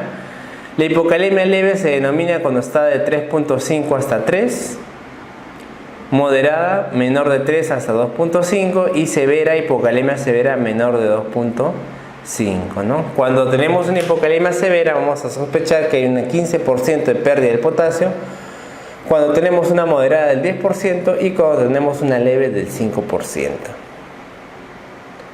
Pueden haber algunos estados que podemos llamar pseudohipocalemia, ¿no? La pseudohipocalemia se da cuando aparentemente el potasio es secuestrado, sin embargo el potasio no está en un nivel muy bajo en la realidad, ¿no? Por ejemplo, cuando hay leucocitos aumentados pueden captar más potasio del extracelular, ¿no? Por ejemplo, un paciente con leucemia o muestras guardadas a temperatura ambiente por un tiempo prolongado pueden favorecer la pseudohipocalemia, ¿no? En la leucemia mieloide aguda es uno de los ejemplos más importantes, ¿no? Acá lo que tendríamos que hacer es una rápida separación del plasma o cambiar la temperatura de la muestra para poder obtener realmente el potasio real, ¿no? Esas son situaciones especiales. Ahora, puede haber hipocalemia por redistribución, ¿no? La hipocalemia por redistribución se da cuando el potasio justamente va a ir hacia otros tejidos, por ejemplo el intracelular. Eso ya vimos que es posible con la alcalosis, con la insulina, con los agonistas beta-adrenérgicos, con el hiperaldosteronismo o con el crecimiento celular rápido también, ¿no? El potasio puede estar disminuido también por la ingesta baja, ¿no? Eso de aquí casi nunca se da en realidad, ¿no? Casi siempre tiene que haber condiciones asociadas que favorezcan, ¿no? O sea, tú por no comer mucho potasio es bien difícil que te afecte a nivel sérico y tu potasio baje, ¿no? Esa es la realidad. Entonces, una ingesta baja en la dieta o uso de fluidos intravenosos que no tengan potasio pueden asociar y generar esto, ¿no? Si la persona come bastantes carbohidratos y a la vez potasio bajo, también. Si la persona es alcohólica, también va a favorecer la baja de potasio. Si la persona sufre de anorexia nerviosa, en esos casos, ahí recién podemos ver que por baja de ingesta puede haber hipocalemia, ¿ya? Otra causa de hipocalemia son pérdidas, ¿no? Pueden ser pérdidas no renales, por ejemplo, diarreas, que es una cosa que vemos frecuentemente, ¿no? Las personas con diarrea pueden llevar también potasio y generan hipocalemia, ¿no? Pacientes con fístulas, ¿no? Pacientes operados, esto también lo vemos bastante en hospitalización, ¿no? Pacientes operados de colon, pacientes operados de vesícula que hacen fístulas y pueden perder gran cantidad de potasio, ¿no? pérdidas excesivas por la piel o los pacientes con diálisis, ¿no? Paciente que se dializa también, la diálisis tiende a bajar los niveles de potasio, ¿no? Esto obviamente es favorable en pacientes renales que acumulan gran cantidad de potasio, ¿no? Pero en casos extremos pudiera también descompensar a estos pacientes, ¿no? Y el otro son las pérdidas renales, ¿no? Que también tiene que ver con el uso de diuréticos, así como la hiponatremia, ojo, ¿no? Los diuréticos de asa, las tiazidas, pueden bajar los niveles de potasio, ¿no? Algunos fármacos, algunos antibióticos, por ejemplo, la vancomicina, ¿no? O por ejemplo, un antifúngico, la anfotericina, ¿no? Frecuentemente causa hipocalemia, ¿no? Exceso de mineralocorticoides, ¿no? Acuérdense ustedes que la aldosterona también elimina, ¿no? el potasio por vía renal, ¿no? O una enfermedad renal intrínseca. Hay algunos tipos de acidosis tubulares renales, ¿no? La mayoría de acidosis tubular renal más bien elimina, acuérdense ustedes, baja los niveles de potasio, ¿no? Síndromes idiopáticos o familiares, y también desde luego las personas que tienen magnesio bajo también pueden sufrir de hipocalemia, ¿no? Otras causas que pueden resemblar las pérdidas de potasio: cetoacidosis diabética, leucemia que hemos hablado, hipercalcemia, etc. ¿Cómo se va a manifestar entonces un paciente con hipocalemia? Como les decía, los pacientes van a tener generalmente compromiso cardíaco. Pueden sufrir de arritmias cardíacas, además también el tejido muscular puede sufrir, ¿no? El paciente va a tener debilidad muscular, parálisis, hipertensión arterial, refractaria, mialgias, calambres musculares, rhabdomiólisis, ¿no? Alteraciones intestinales es algo que vemos también bastante, ¿no? Un paciente, por ejemplo, que en el posoperatorio no recibe el potasio adecuado puede generar un hilio paralítico, que quiere decir que el paciente deja, ¿no?, de tener los movimientos peristálticos del intestino y puede generar una obstrucción, ¿no? Un hilio paralítico, deja de hacer deposiciones un buen tiempo, ¿no? O incluso una obstrucción severa por ausencia de peristaltismo. Esa es otra manifestación de la hipocalemia, ¿no? El paciente puede tener los reflejos bajos, parestesias o presentar también hiperglicemia. Alteraciones renales, ¿no? El paciente puede tener alteración de la capacidad de la concentración de la orina, poliuria nocturia, producción de amonio incrementada que puede ocasionar el coma, ¿no? Alteración de la acidificación urinaria, una reabsorción aumentada de bicarbonato, eso es compensatorio obviamente, enfermedad intersticial medular, una insuficiencia renal en estadios severos o reabsorción anormal de cloruro de sodio también, ¿no? Entonces, para ver la excreción renal de potasio, nosotros tenemos una tasa de excreción de potasio en 24 horas, ¿no? En una hipocalemia extrarrenal se dice que esta tasa de excreción es menor de 20 miliequivalentes al día, ¿no? Eso es un valor aproximado. Me quiere decir, yo le puedo sacar la cantidad de potasio en la orina en un día, ¿no? Recolecto una orina en 24 horas y si el paciente tiene menos de 20, probablemente la causa no sea renal, ¿no?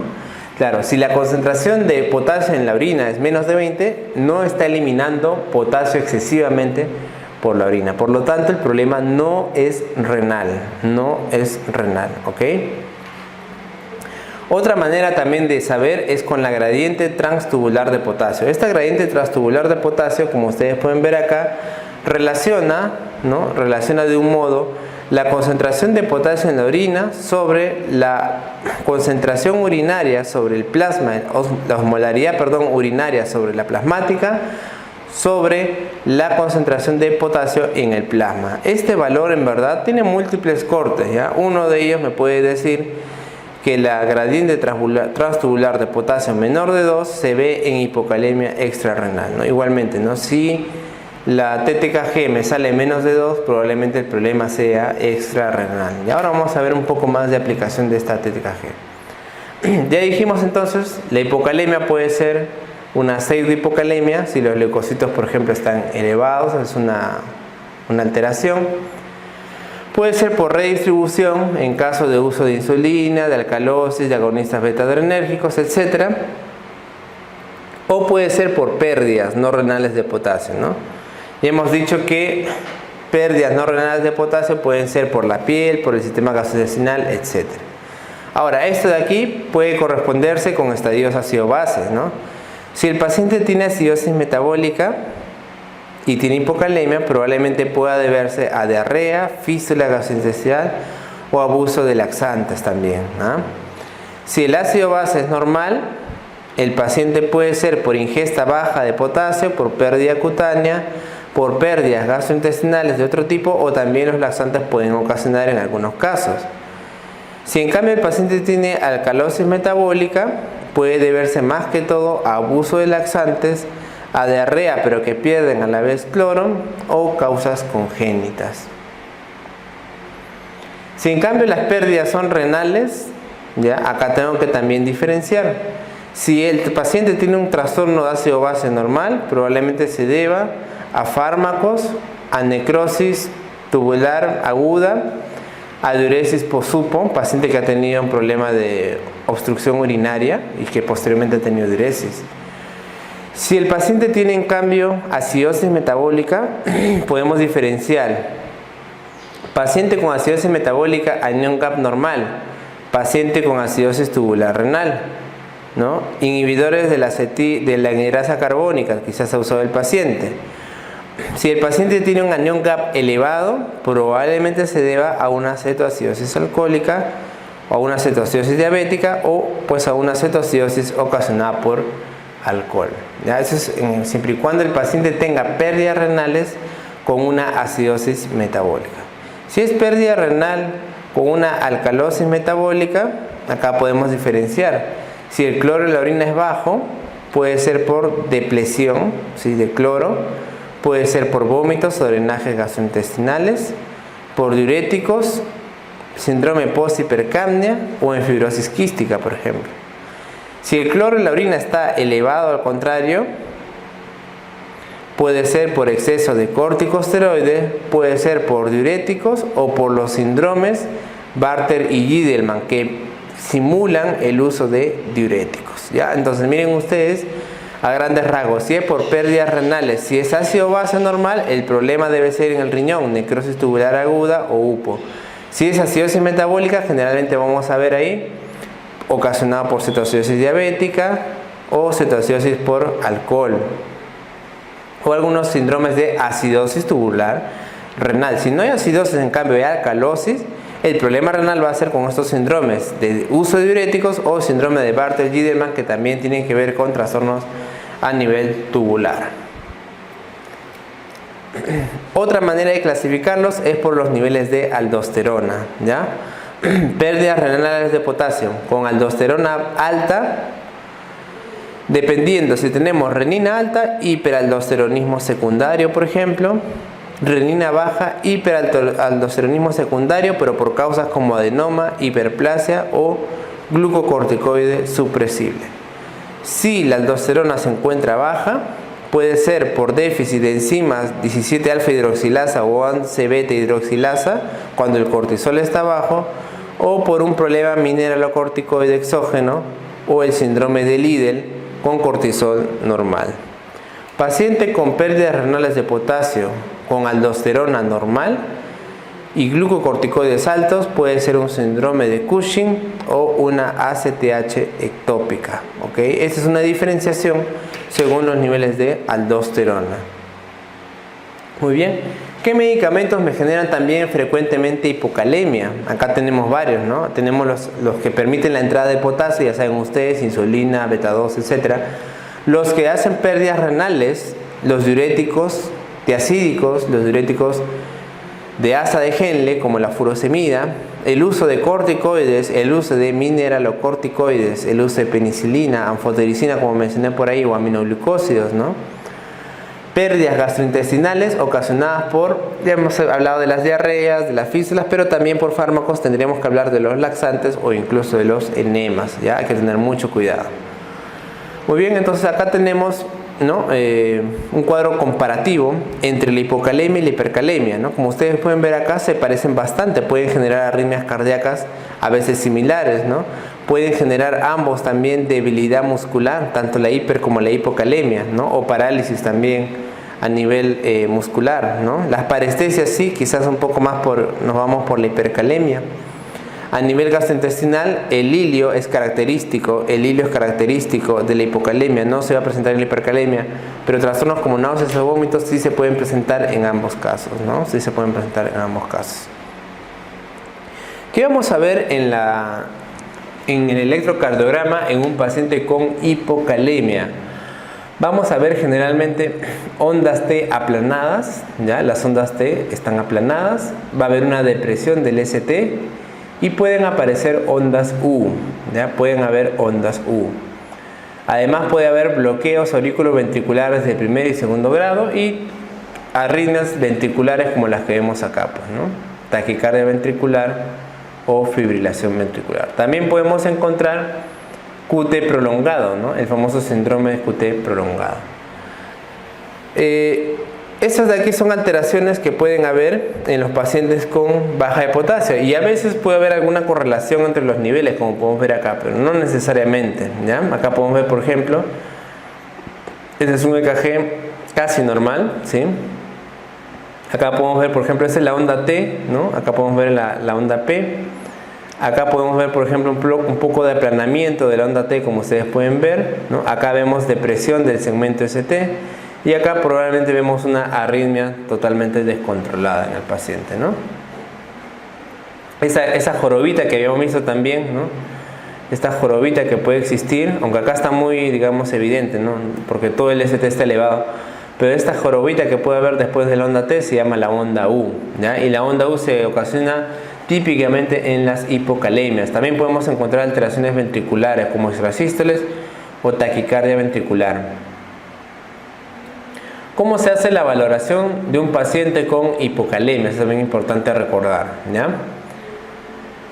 Este cuadro más que todo es, digamos, un algoritmo para el diagnóstico, ¿no? Primero ya sabemos que tenemos que hacer es descartar la pseudohipocalemia, ¿no? Tomar una buena muestra. Si el potasio en la orina está bajo, entonces probablemente la causa sea extrarrenal, ¿no? Acá tenemos un algoritmo. Potasio bajo, ya puede ser entonces pérdidas gastrointestinales, pérdidas cutáneas, ¿no? O paso de potasio en el interior de la célula con los fármacos que ya hemos visto. Si el potasio en la orina está alto, ahí sí hablamos de pérdidas renales. Esas son pérdidas renales, ¿no? Y acá podemos ver la gradiente de potasio en orina, la TTKG, ¿no? Si esta TTKG, como habíamos visto, algunos ponen el valor menor de 4, ¿sí? Otros le ponen acá mayor de 7, ¿no? Otros le pueden poner mayor de 6 acá menor de 3, en verdad varía un poco, ¿ya? Pero si sale menor de 4, por ejemplo, se puede pensar de que el flujo está aumentado en el túbulo distal. Por lo tanto, la patología que generalmente está relacionada es uso de diuréticos, de acídicos y de ácidos que actúan a ese nivel, o una diuresis osmótica por glucosa, manitol o urea, ya uso de manitol, de glucosa o por demasiada uremia, ¿no? Si el TTKG está más de 7, tenemos ahí que ver cómo está el volumen extracelular, si está normal o si está bajo. Si está bajo, probablemente se deba a vómitos, probablemente se deba a diarrea, probablemente se pueda deber a síndromes como Bartter o Gidelman, ¿no? Si está normal, entonces tenemos que ver si el paciente está hipertenso, ¿no? Si está hipertenso, puede deberse a una hipertensión maligna, a tumores secretores de renina, a mineralocorticoides exógenos, ¿no? Aumento de los niveles de aldosterona, hiperaldosteronismo, ¿no? O mineralocorticoides exógenos, síndrome de Liddle, etcétera. ¿Ya? Entonces más o menos así es el algoritmo diagnóstico. Ese es un algoritmo diagnóstico ya fino para problemas renales, en verdad que son bastante raros, ¿no? En verdad que esto de acá no está para ustedes tanto. Esa es la fórmula del TTKG, lo mismo que hemos hablado, ¿no? Potasio en orina por la osmolaridad plasmática, esa es otra fórmula de representarlo, sobre el potasio en plasma por la osmolaridad en orina, ¿no? Menor de 4 es ausencia de actividad mineralocorticoide, ya les he dicho, o sea que no, probablemente el problema no se debe a la actividad de la aldosterona, ¿sí? Es lo que hemos visto en el cuadro anterior, ¿no? Menor de 4. Y más de 7, probablemente sí, el problema tiene que ver con la aldosterona, ¿no? Muy bien, para nosotros hacer, digamos, la corrección del potasio también inmediata, tenemos que ver la gravedad y el déficit aproximadamente de potasio, ¿no? Para ello nos tiene que ver los criterios de gravedad y uno de estos son alteraciones electrocardiográficas. ¿Qué quiere decir esto, doctor? Si yo tengo un paciente con hipocalemia, le tomo un EKG y encuentro cualquier tipo de alteración, ese paciente debe inmediatamente recibir tratamiento correctivo. Ya es una emergencia, ¿ya? ¿Qué podemos ver en estos pacientes? Aplanamiento, inversión de la onda T, una onda U prominente, descenso del ST como hemos visto, prolongación de QT o arritmias, ¿sí? Esos son criterios de gravedad. Si el paciente además tiene hipomagnesemia, idealmente hay que corregirlo. Si hay una acidosis metabólica, hay que corregirlo, pero nunca antes de la corrección de la hipocalemia. Más importante es la corrección de potasio, ¿sí? Entonces, criterios de gravedad, vamos a dar potasio endovenoso. Si no tiene criterios de gravedad, entonces vamos a empezar potasio oral. Podemos darle dieta o preparados de potasio, ¿no? Si tiene una tubulopatía o presencia de diuréticos, podemos darle diuréticos ahorradores de potasio, ¿ya? Si el paciente no tolera la vía oral, tengo que darle potasio endovenoso, ¿ya? ¿Cómo es la corrección de potasio endovenoso? Administramos en una solución no glucosada 20 miliequivalentes de potasio en 500 cc o 10 miliequivalentes por hora por vía periférica, ¿ya? 30 miliequivalentes en 500 cc de suero o 40 miliequivalentes por hora por vía central. Se monitoriza frecuentemente el potasio para ver la reposición que estamos haciendo. Como ustedes pueden ver acá, ¿no? Por la vía periférica, eso es algo que tienen que recordar, es que no podemos darle más de 10 miliequivalentes por hora, ¿no? Algunos dicen hasta máximo 20, pero no se puede dar mucha cantidad de potasio. Mientras que en la vía central me refiero a un catéter venoso central que va a una vena generalmente gruesa, ¿no? Como la subclavia, como la yugular posterior. Son venas que pueden aguantar gran cantidad de potasio sin colapsar o sin generar mayor compromiso, ¿ya? En cambio, en la vía periférica no podemos dar tanto potasio porque es tóxico, ¿ya? Entonces ahí es 10 miliequivalentes por hora.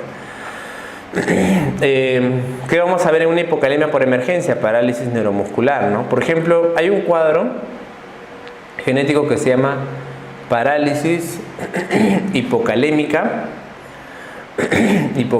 familiar, ¿ya? Se da en pacientes que tienen una enfermedad genética que bajan los niveles de potasio de manera abrupta a veces, ¿no? Eso se desencadena a veces por infecciones o por alteraciones en la dieta. Entonces, hemos visto alguna vez, ¿no? Jóvenes que vienen a la emergencia totalmente como si fueran trapos, ¿no? Así vienen totalmente hipotónicos. ¿Y qué pasa? Que el potasio se les ha bajado. Entonces tú le repones el potasio y el paciente inmediatamente se pone de pie, ¿no? Digamos, es una parálisis hipocalémica familiar. Entonces eso de ahí puede verse por un compromiso muscular. El paciente puede tener compromiso cardíaco, ¿no? O un paciente que está usando digitálicos a veces también puede tener mayor compromiso, ¿no? O un infarto reciente, o una encefalopatía hepática, también podemos ver estas alteraciones.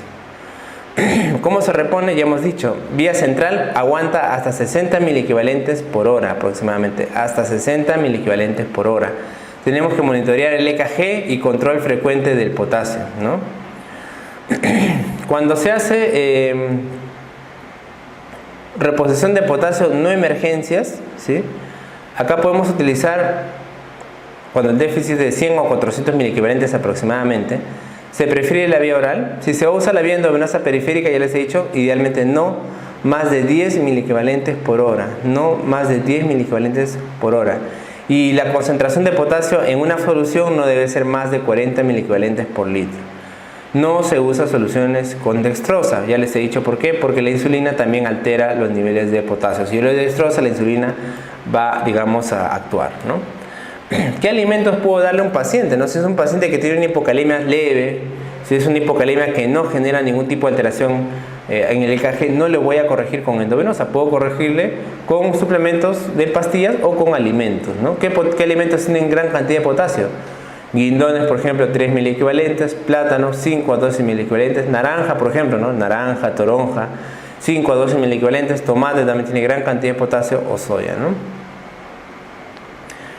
Acá tenemos, por ejemplo, ¿no? El citrato de potasio, ¿no? Que es un compuesto, ¿no? Que se utiliza vía oral, tiene 9 miliequivalentes de potasio aproximadamente, ¿no? El gluconato de potasio presenta 4.2 miliequivalentes, una fórmula. El cloruro de potasio de 1000 miligramos viene y da 13.4 miliequivalentes de potasio, ¿no? Que es más o menos lo que nosotros tenemos que reemplazar en un paciente, ¿no? La corrección de la hipocalemia, entonces, ¿no? Cuando hay un déficit leve de 2.5 o 3.5 puede hacerse con potasio por vía oral 40 a 80 miliequivalentes por día aproximadamente, ¿no?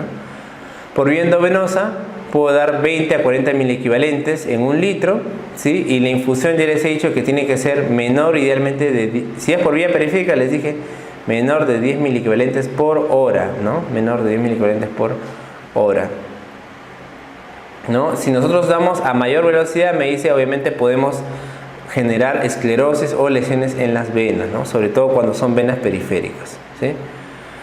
Y obviamente también hay que ver la corrección de la causa de la hipocalemia, ¿no? De todas maneras. Aquí se trata de forma urgente entonces la hipocalemia. Pacientes que tengan potasio menos de 2.5, una hipocalemia severa. O aquellos pacientes que tengan alteraciones de cualquier tipo en el EKG, ya le voy a corregir el potasio, ¿ya? En la vía periférica dijimos la infusión menos de 20 miliequivalentes por hora, idealmente 10, menos de 20, y la vía central puede aguantar hasta 40, 60 miliequivalentes por hora, ¿ya? 40, 60 miliequivalentes por hora. Tenemos que recordar también que una ampolla de calium, 20%, que es la que ustedes van a utilizar, la ampolla de 20%, contiene 27 miliequivalentes de potasio, ¿no? Por eso les digo, corregir en la vía periférica una sola ampolla es bastante, ¿no? Entonces, en una hora es más o menos la cantidad de potasio que ustedes tendrían que administrar, ¿no? Y ustedes pueden ver acá dice vía periférica, pueden hacer ustedes cloruro de sodio 9 por 1000, 100 cc, una ampolla de calium de 20% y pasar en 2 horas cada uno, ¿no? Cada reto en 2 horas, ¿no? Porque les dije que tiene 27 miliequivalentes y idealmente tiene que ser máximo 20 miliequivalentes en una hora. Entonces, a la enfermera ustedes le van a decir, si tú quieres pasar solamente una ampolla, le vas a poner así, ¿no? Cloruro de sodio 100 cc, una ampolla de cloruro, pasar en 2 horas este reto. Si yo quiero ponerle 3 retos, quiero corregirle porque la hipocalemia está muy severa, le voy a poner en 2 horas cada uno. Y en la vía central, doctor, en la vía central igual, podemos hacer esto más rápido en 1 hora solamente y se pone directo pues en la vía central, ¿no? Hay otra también fórmula que nosotros solemos utilizar en la práctica médica, ¿no? Que es esta de acá, que es una fórmula que, digamos, tiene la lidocaína y el bicarbonato de sodio como para prevenir, digamos, mayor daño, mayor dolor a la hora de colocar, ¿ya? Y esta formulita es la siguiente que ustedes ven acá, ¿no? Utilizamos lidocaína al 2%, 2 cc, usamos bicarbonato de sodio al 8.4%, 3 cc, una ampolla de calio y el resto lo completamos con 100 cc de cloruro. O sea, completamos todo 100 cc, más o menos sería 85 cc de cloruro de sodio, ¿no? Pasar en 2 horas cada uno. Esto, doctor, se usa siempre y cuando yo tengo vía periférica y no tengo vía central, ¿no? Si es vía central, tú ya tranquilamente usas lo de acá, ¿ya? Eso es lo correcto. Eso es lo que se hace más o menos la corrección, digamos, del potasio cuando está muy bajo. Vamos a hacer de esa manera, ¿ya?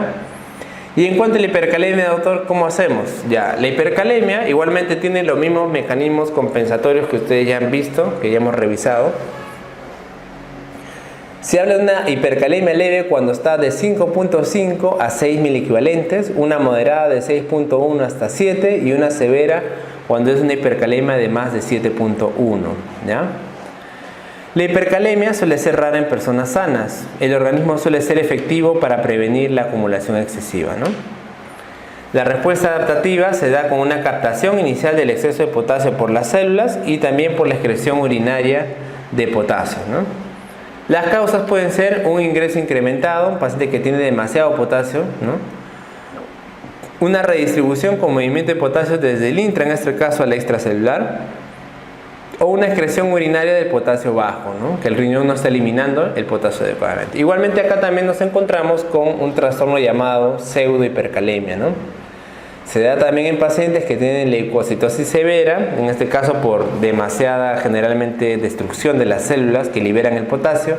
En la hemólisis, ¿no? Pacientes que hemolizan, los glóbulos rojos revientan y tienen gran cantidad de potasio, como hemos visto en el primer cuadro, ¿no? Pseudohipercalemia familiar es otro trastorno raro, ocasionado también por la redistribución anormal de potasio. Esto lo vemos generalmente en acidosis metabólica, ¿no? La acidosis metabólica condiciona una hipercalemia, ¿no? Hiperosmolaridad, déficit de insulina, rhabdomiólisis o lisis tumoral también puede ocasionar hipercalemia, ¿no? Cuando el potasio sale del músculo. Compromiso de la excreción del potasio, acá vemos en insuficiencia renal, déficit o resistencia a los mineralocorticoides, alteraciones de la renina y desde luego algunos fármacos también pueden ocasionar esto, ¿no? ¿Qué fármacos pueden ocasionar hipercalemia? Aquellos que interfieran con la liberación y o secreción de la aldosterona. Acuérdense ustedes que la aldosterona elimina pues potasio, ¿no? Los IECA que intervienen con la aldosterona, los ARA2, entonces pueden generar hipercalemia, ¿no? Los inhibidores de la renina, los AINES, las heparinas, etcétera, ¿no? Fármacos que inhiben la secreción renal, los diuréticos ahorradores de potasio, ¿no? Todos los que sean ahorradores de potasio. Ahí está la espironolactona, la amiloride, etcétera, ¿no? El trimethoprim, pentamidina también pueden ocasionar eso. Fármacos que desplazan el potasio al líquido extracelular, los beta bloqueadores, ¿no? Por lo mismo que bloquean el receptor beta que ya conocemos, una intoxicación digitálica, succinilcolina, agonistas alfa-adrenérgicos, entre otros, pueden ocasionar esto. ¿Cómo el paciente con hipercalemia se va a manifestar? Igualmente, ¿no? Paciente puede tener como en hipocalemia debilidad muscular, cambios en la conducción neuromuscular. Eso generalmente no se desarrolla hasta que el potasio está más de 7, ¿no? Generalmente. En agudos sí, por supuesto, con menor cifra puede ocasionar eso, ¿no? Da trastornos de conducción cardíaca, ¿ya? En este caso puede llevar a la fibrilación ventricular, igualmente o al paro cardíaco. Los cambios en el electrocardiograma no son predictivos. O también el famoso síndrome de Brugada se puede ver en estos, ¿no? Es un síndrome justamente ocasionado por el trastorno de la conducción a nivel cardíaco, ¿no? El síndrome de Brugada da un signo que se llama el signo de la aleta del tiburón, por ejemplo, ¿no? No existe una correlación directa entre los valores de potasio y cambios en el EKG. Eso de acá quizás dificulta un poco en qué momento tratar, ¿no? Pero así como digamos en la hipocalemia habíamos visto depresión de la onda T, acá vamos a ver lo contrario, una onda T generalmente prominente, ¿ya? Podemos ver también pérdida de la onda P o podemos ver también a veces un ensanchamiento del QRS también, ¿no? Con una onda T un poco más alta de lo normal. Ya, esas son alteraciones que pueden... En cambio, en la hipocalemia veíamos más bien una T plana y una P picuda más bien, ¿no? Algunas características pueden ser un poco opuestas, ¿no? En la hipercalemia podemos ver una onda T picuda o una T totalmente amputada, como hemos dicho, bloqueo de rama o retardo en la conducción, ¿no? El diagnóstico aquí también nos va a servir un poco la gradiente de potasio. Vamos a tener también igualmente debilidad muscular, trastornos de conducción cardíaca que ya mencionamos. En el diagnóstico tenemos obviamente que incidir en la parte de la ingesta dietética. El paciente ha estado quizás, ¿no? Con mucha ingesta de potasio. Paciente con enfermedad renal siempre tiende a ser hipercalemia, es una verdad absoluta. Por eso en los pacientes renales siempre les recomendamos bajo potasio, ¿no? Porque siempre hacen hipercalemia, ¿no? El paciente con enfermedad renal crónica puede hacerse hipercalemia, uso de drogas, episodios de debilidad muscular. Al examen físico podemos ver edemas, podemos ver debilidad muscular, ¿no? En un paciente renal. Vamos a pedir electrolitos séricos, la glucosa, la urea y la creatinina para ver el estado renal del paciente de todas maneras, ¿no? La hipercalemia entonces tenemos que primero descartar si no hay lisis de células sanguíneas. Si la hay, entonces probablemente se trate de una pseudo hipercalemia, ¿no? No vamos a hacer caso a esto. Si no, vamos a ver cómo está el TTKG, ¿no? Y el potasio en la orina. Si el potasio en la orina está bajo, tenemos que ver cómo tiene el filtrado glomerular. Si el filtrado glomerular está bajo, puede ser una insuficiencia renal con bajo flujo tubular. Si la tasa de filtrado glomerular está normal o alta, puede tratarse en este caso de un déficit de mineralocorticoides, por ejemplo ocasionado por una enfermedad de Addison, hiperplasia adrenal congénita, hipoaldosteronismo, hiporreninémico o algunos fármacos. Puede ser ocasionado por déficit en la secreción tubular de potasio, ¿no? Por ejemplo, la espironolactona, la eplerenona, todos ellos que son ahorradores de potasio, ¿no? Si en cambio el potasio en orina, el potasio en orina está más de 100, entonces probablemente el problema no esté a nivel renal, ¿no? ¿Por qué puede deberse? Por redistribución, acidosis, hiperglicemia, beta bloqueadores como ya mencionamos. Puede ser por liberación tisular, ¿no? Lisis tumoral, hemólisis, quemaduras, etc. Todo esto de acá puede ocasionar una, digamos, hipercalemia de todas maneras, ¿no? Exógena. Muy bien, en el EKG, ¿qué vamos a ver? Podemos ver signos de hipercalemia, ondas T picudas, prolongación pérdida de la onda P, ensanchamiento de QRS o bradicardia. Si alguno de estos encontramos, tratamiento urgente, ¿sí? Tratamiento urgente. ¿Con qué? En este caso podemos utilizar gluconato de calcio, beta agonistas, insulina y diuréticos de asa, como ahorita vamos a ver, ¿ya? Si el paciente aún así todo esto no mejora con el tratamiento médico, vamos a hacer diálisis.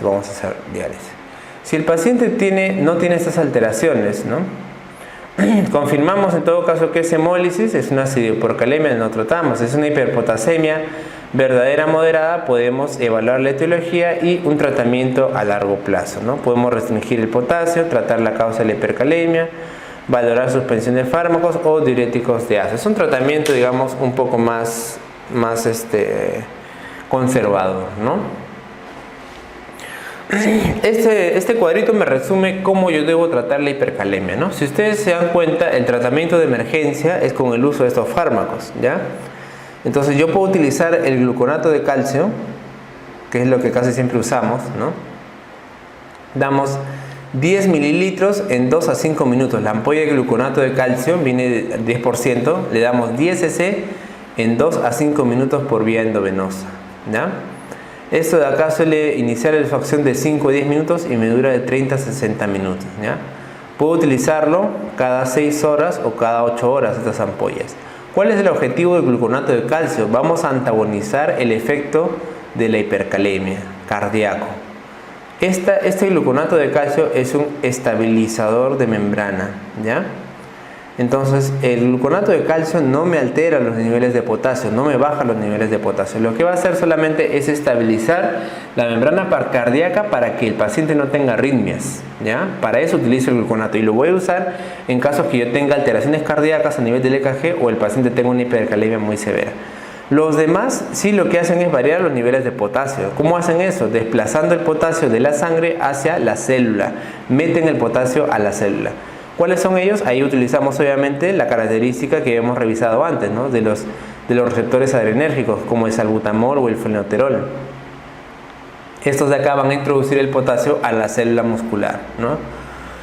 Podemos nebulizar al paciente o administrarlo de manera endovenosa, aunque nosotros no tenemos endovenoso. Más que todo hacemos nebulizaciones de fenoterol, ¿no?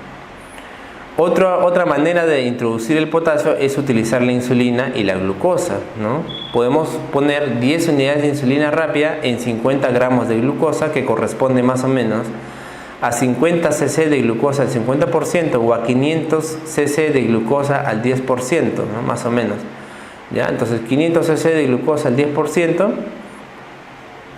más 10 unidades de insulina, vamos a administrarla en infusión endovenosa, ¿ya? De esta manera vamos a utilizar la insulina, vamos a utilizar el efecto de la insulina para introducir el potasio sin ocasionar hipoglicemia. ¿Ya? Entonces, esta duración del tratamiento también de 6 a 8 horas, inicia de 15 a 30 minutos, ¿no? El bicarbonato de sodio se usa generalmente si existe acidosis y también es el mismo mecanismo, ¿no? Vamos a utilizar bicarbonato de sodio, una ampolla 250 a 500 cc o 50 cc también de una sola ampolla. 30 a 60 minutos es el inicio de acción y me va a durar de 6 a 8 horas. Ese es el tratamiento para introducir el potasio a la célula. Otros tratamientos pueden eliminar el potasio del organismo y acá vamos a utilizar los diuréticos, ¿no? Podemos utilizar la furosemida, 40 hasta 200 miligramos endovenosos según la función renal. Generalmente utilizamos si la ampolla es de 20 miligramos podemos utilizar al día, ¿no? Podemos utilizar de 6 hasta 12 ampollas, ¿no? El inicio de acción es de 30 minutos y la duración es de 4 horas, ¿no? Vamos a darle furosemida endovenosa cada 8 horas, cada 6 horas, ¿no? Otros son los quelantes intestinales que no los tenemos, vienen por vía oral y por administración en enema. Y como les digo, el punto culmen sería, si el paciente no me responde a todo eso, hacer la diálisis. La diálisis rápidamente, como les dije, barre los niveles de potasio, ¿ya? Eso es para que un paciente que sí tiene hipercalemia, ¿no? Igualmente acá es lo mismo, recordarles la importancia de la tasa de excreción renal de potasio, ¿no? Y también podemos hacer nuestros algoritmos de hipercalemia, ¿no? Ingesta elevada, liberación tisular, rhabdomiólisis, lisis tumoral etcétera. Redistribución, lo que ya dijimos, ¿no? La hipercalemia, vamos a ver acá, este es un cuadro muy bonito. Si el paciente tiene una tasa de filtración alterada, probablemente se debe por un problema de insuficiencia renal. Si la tasa está conservada, puede deberse a un déficit de aldosterona o a trastornos que no tienen que ver con déficit de aldosterona, ¿no? Si el paciente tiene un déficit de aldosterona, acuérdense ustedes, puede estar acumulando potasio. ¿Cuándo se da el déficit de aldosterona? Enfermedad de Addison, hipoaldosteronismo hiporreneminémico o por algunos tipos de drogas, ¿no?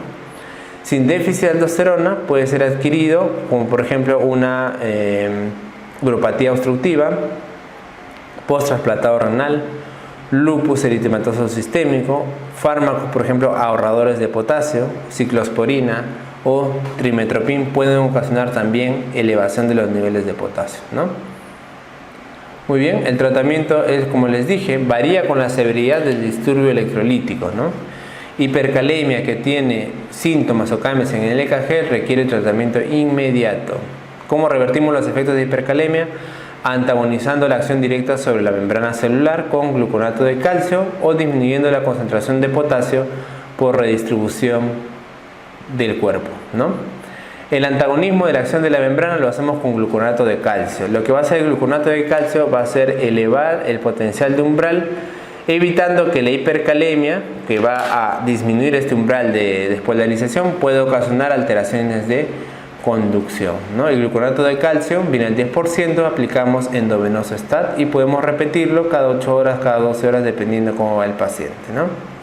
Un tratamiento más intensivo, si el paciente ya está en algún tipo de arritmia, ya puede ser un tratamiento de cada hora incluso, ¿no? Ahí sí obviamente tenemos que controlar los niveles de potasio y bien del EKG, ¿no?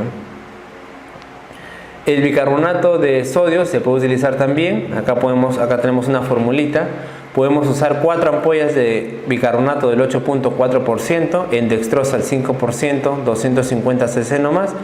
Administramos entre 2 a 4 horas, ¿no? Si usamos la insulina para también bajar los niveles de potasio, dijimos, tenemos que acompañarla siempre de 500 cc de dextrosa al 10%. Insulina, 10 unidades aproximadamente, podemos usar 510 o 255 como quieran y lo administramos en 30 a 60 minutos, ¿no? Esto, como les digo, permite utilizar los efectos de la insulina sin ocasionar hipoglicemia, ¿no? También podemos utilizar nebulizaciones con fenoterol en 15 minutos para bajar los niveles de potasio. La única manera que tenemos nosotros de eliminar el potasio es el uso de furosemida o utilizar también la diálisis, ¿no? Ya les dije que las resinas de intercambio catiónico no las tenemos disponibles. Muy bien, hemos terminado entonces con los mejores tratamientos e indicaciones para las alteraciones hidroelectrolíticas, sobre todo pues alteraciones del sodio y el potasio que van a ver ustedes frecuentemente. Nos vemos en otra ocasión.